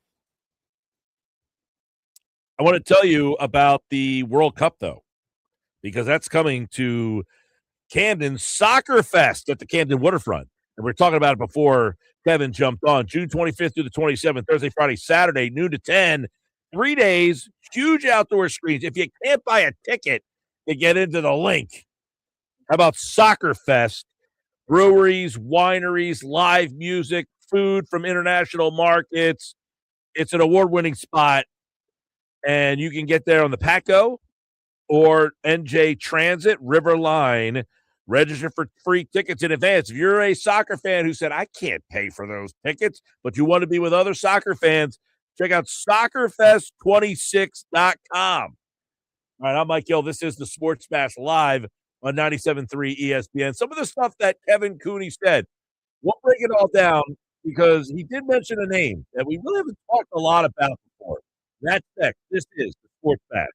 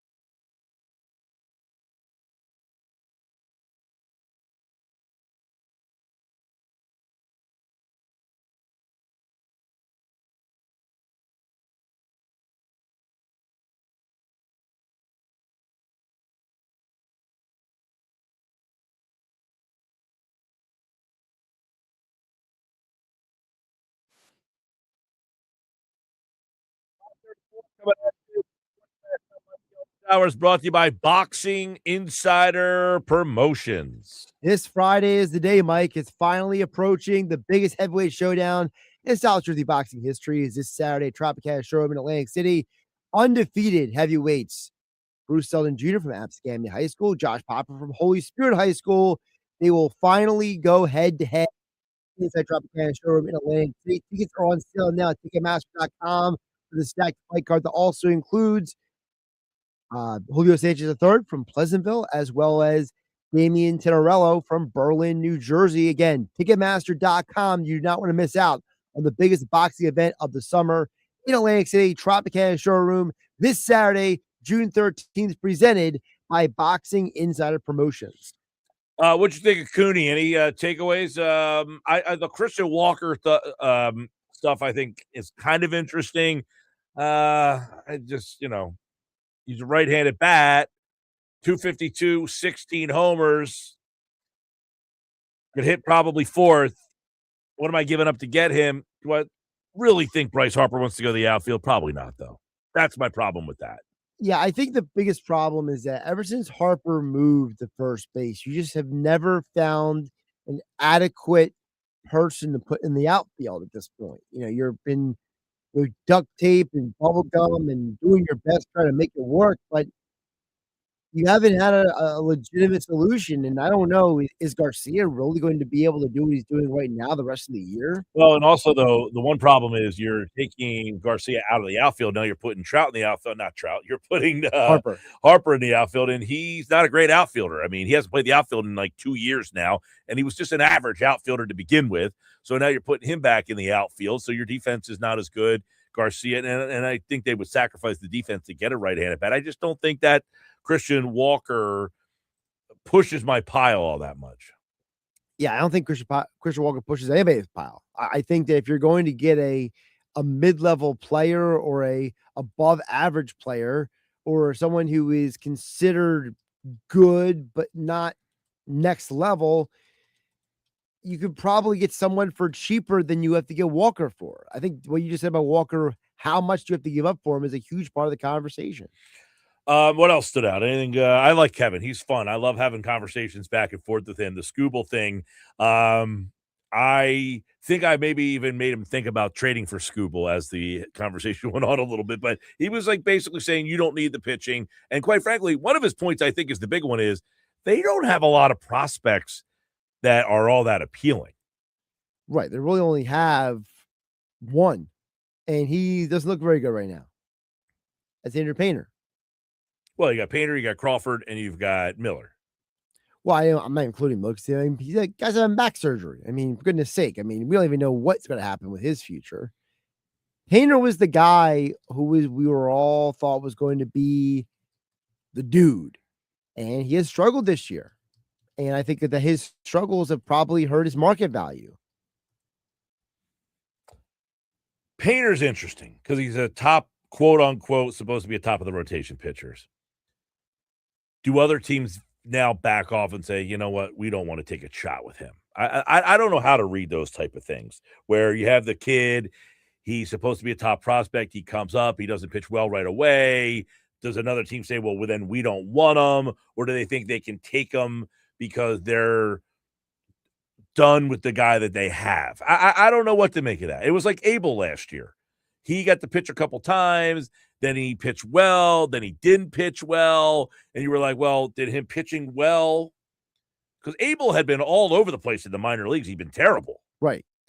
He comes up to the majors and has like 2 or 3 consecutively good starts, and then he was bad. And then he was like, so was he the minor league guy who was really bad? Was he the major league guy who flashed? What kind of value? And he ended up getting you Duran. Right. So at least you got something out of him. So, I mean, is Painter enough to entice a team like, just use the Skubal example, the Tigers, when there are other teams that have better prospect pools than you do? Yeah. The Phillies have their minor league system is dreck.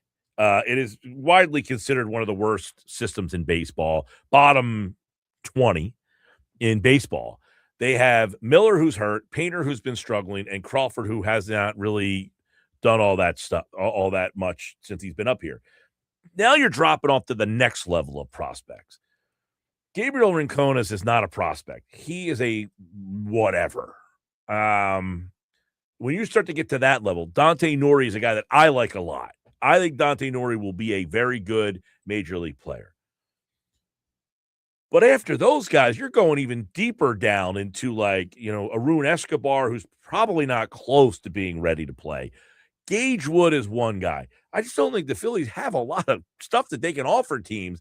Gabriel Rincones is not a guy that you're going to call up another team and say, hey, we'll give you Gabriel Rincones. And they're going to be like, yeah, all right. I mean, this is like saying we'll give you Otto Kemp.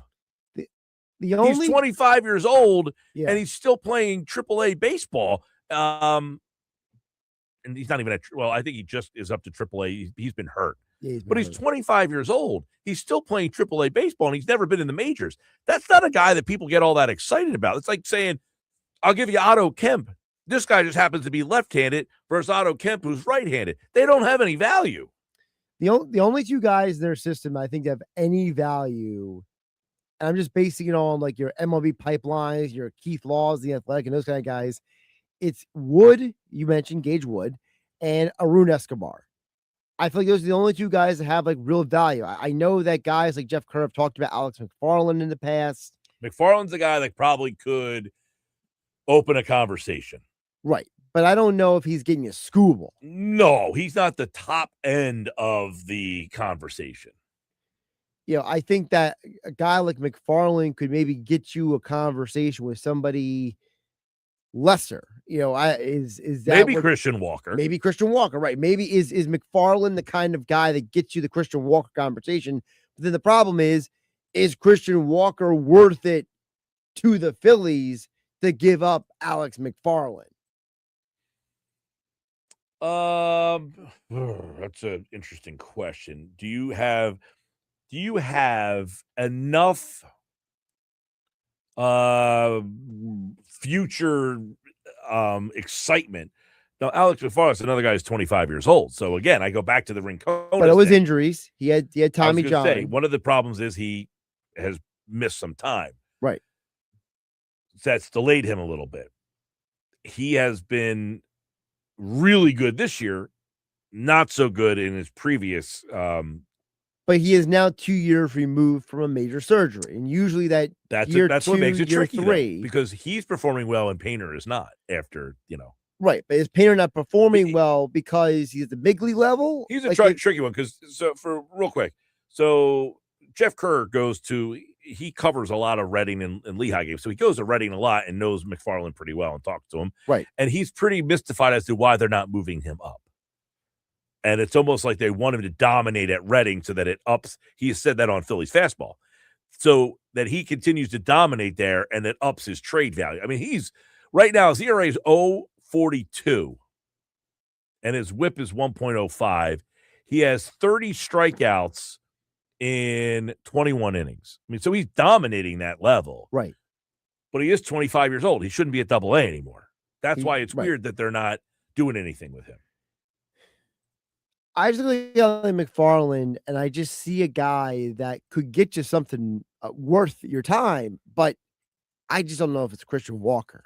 Like, to me, no one's getting Christian Walker as a guy that's coming in here and doing much except for being another guy in the lineup. You need somebody who's they have some sort of intrinsic value they're bringing to the table. It might not need to be like an elite player, but for example, we've talked about Joe Adell in the past, right? Well, Joe Adell basically is a similar version of Adolis Garcia, just younger. Joe Adell, I think he's at this stage better than where Garcia is offensively. Okay, well, if he's better, is he worth calling and saying, we'll give you Alex McFarland for Joe Adell? That's an interesting question because the problem I have with that, do I think Joe Adell is better offensively than Adolis Garcia is right now? Yes. Not significant. He's hitting 239, 282. He's got 10 home runs. Adolis Garcia's power numbers are not great either. His batting average and other numbers are worse. Right. but you have the defense from Garcia. Are you going to bring in a marginal upgrade offensively to get a lesser defensive player? I don't think the Phillies are just going to take some right fielder who's a right-handed bat and say, Garcia, handshake, you're out, he's in. No, I don't see that being like Joe Adell's career on-base percentage is 277. He's a career 223 hitter. That's not an upgrade. So the answer to your question of would they do that? Now, last year he had 37 homers. That's a different player. I was going to say, he's been a much better player the last 2 years than he was before that. I don't know if he's a big enough impact for them to give up McFarland. And or replace Garcia. Because, I keep going back to, I roll my eyes every time I hear on the broadcast, it's hitting season. Charlie calls it hitting season. We know it's hitting season. The Phillies always hit in June, July, and August. What happens when it's cold outside? They get cold. So you got to make a decision. Do you just load up on a bunch of random bats and hope for the best? Or do you go big game hunting? Well, that's the thing is, do you go big game hunting, but do you have anything to go big game hunting? Well, like, for example, let's take Skubal out of the conversation. If there was another player who's maybe not Skubal level, but the next level down. That would be like right now, Freddie Peralta's name's being mentioned because the Mets are kind of turning into a disaster. They are a disaster. Well, they're 15 and a half games out of first place in the National League East. So their aspirations of winning the division are over. Now they're only 5 out of the wild card. So they have to hang on as a big market team. They just can't, they can't crumble yet. But Peralta's name has come up because he was a guy they brought in the offseason, and now the season's going awry. Do you just, do something there? Peralta's not having a great year either, though. No, and that's the thing. So I saw this morning. Where did I see? It was at MLB.com. I'm pretty sure it was MLB.com listed 8 guys that would be, their names will be the next names. Here they are. Okay, you ready? 8 candidates for change of scenery at the trade deadline. You tell me if any of these guys interest you. Right. Jake Berger. Not particularly. Right-handed bat. Would be cheap. He would be cheap. And if you're telling me that Jake Berger is now going to be your third baseman. Well, he could play or first, and you move Harper to the outfield. Well, I'm thinking Bohm's going to be a free agent. You're probably not going to bring him back. You could bring Berger back there for less money than it could cost you to keep Bohm. He's 30 years old. I mean, he's not a long-term guy. He would be, hey, he's cheap. We'll bring him here. I don't see that happening. He'd be here for a couple of years, and Aiden Miller becomes third base. I don't see that happening. All right. 10 homers in 63 games this year. 290 on base. He's average. Michael Lorenzen. No. Okay. You've got Bo Naylor, the catcher. Can't imagine that you would have any interest there. I know they need an upgraded backup catcher, but he's not an offensive player by any stretch. Yeah, he doesn't fit the profile. David Peterson from the Mets. I don't need another random left-handed pitcher. Okay. Davis Schneider. This is not a great list. Matt Shaw. Next. Spencer Torkelson. Great name. Not as great of a player. I mean, that's the guys that they're saying. If you're looking for a random right-handed bat who's better than Otto Kemp and Baroa and all those guys, Torkelson's better than those guys. He's a first baseman, so he's a right-handed first baseman. Bat. And then Tyler Mahle, the pitcher.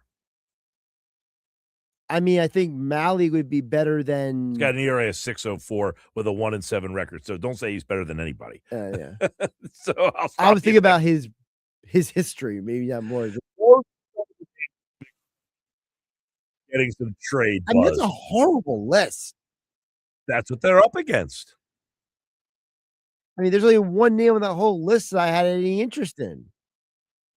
You just took me to the car dealership and you said, "Yeah, which car do you want?" And I saw a bunch of lemons. Jake Burger. Yeah, that's it. All right, we're getting out of here. Coming up next, hockey tonight right here on 97.3 ESPN. We'll close out the show coming up.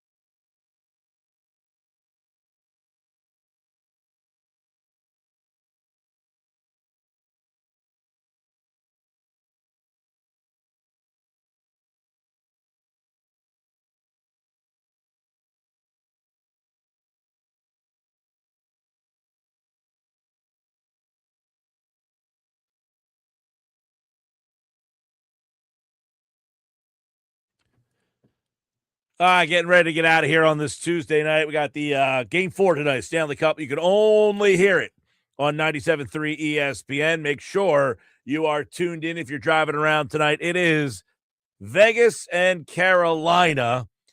Tomorrow, we're back with more Sports Bash. Mike McGarry will be here, our Phillies Fastball, our Football at 4, and former Philly 9-year Major League Baseball veteran Dave Gallagher is back on the show tomorrow night.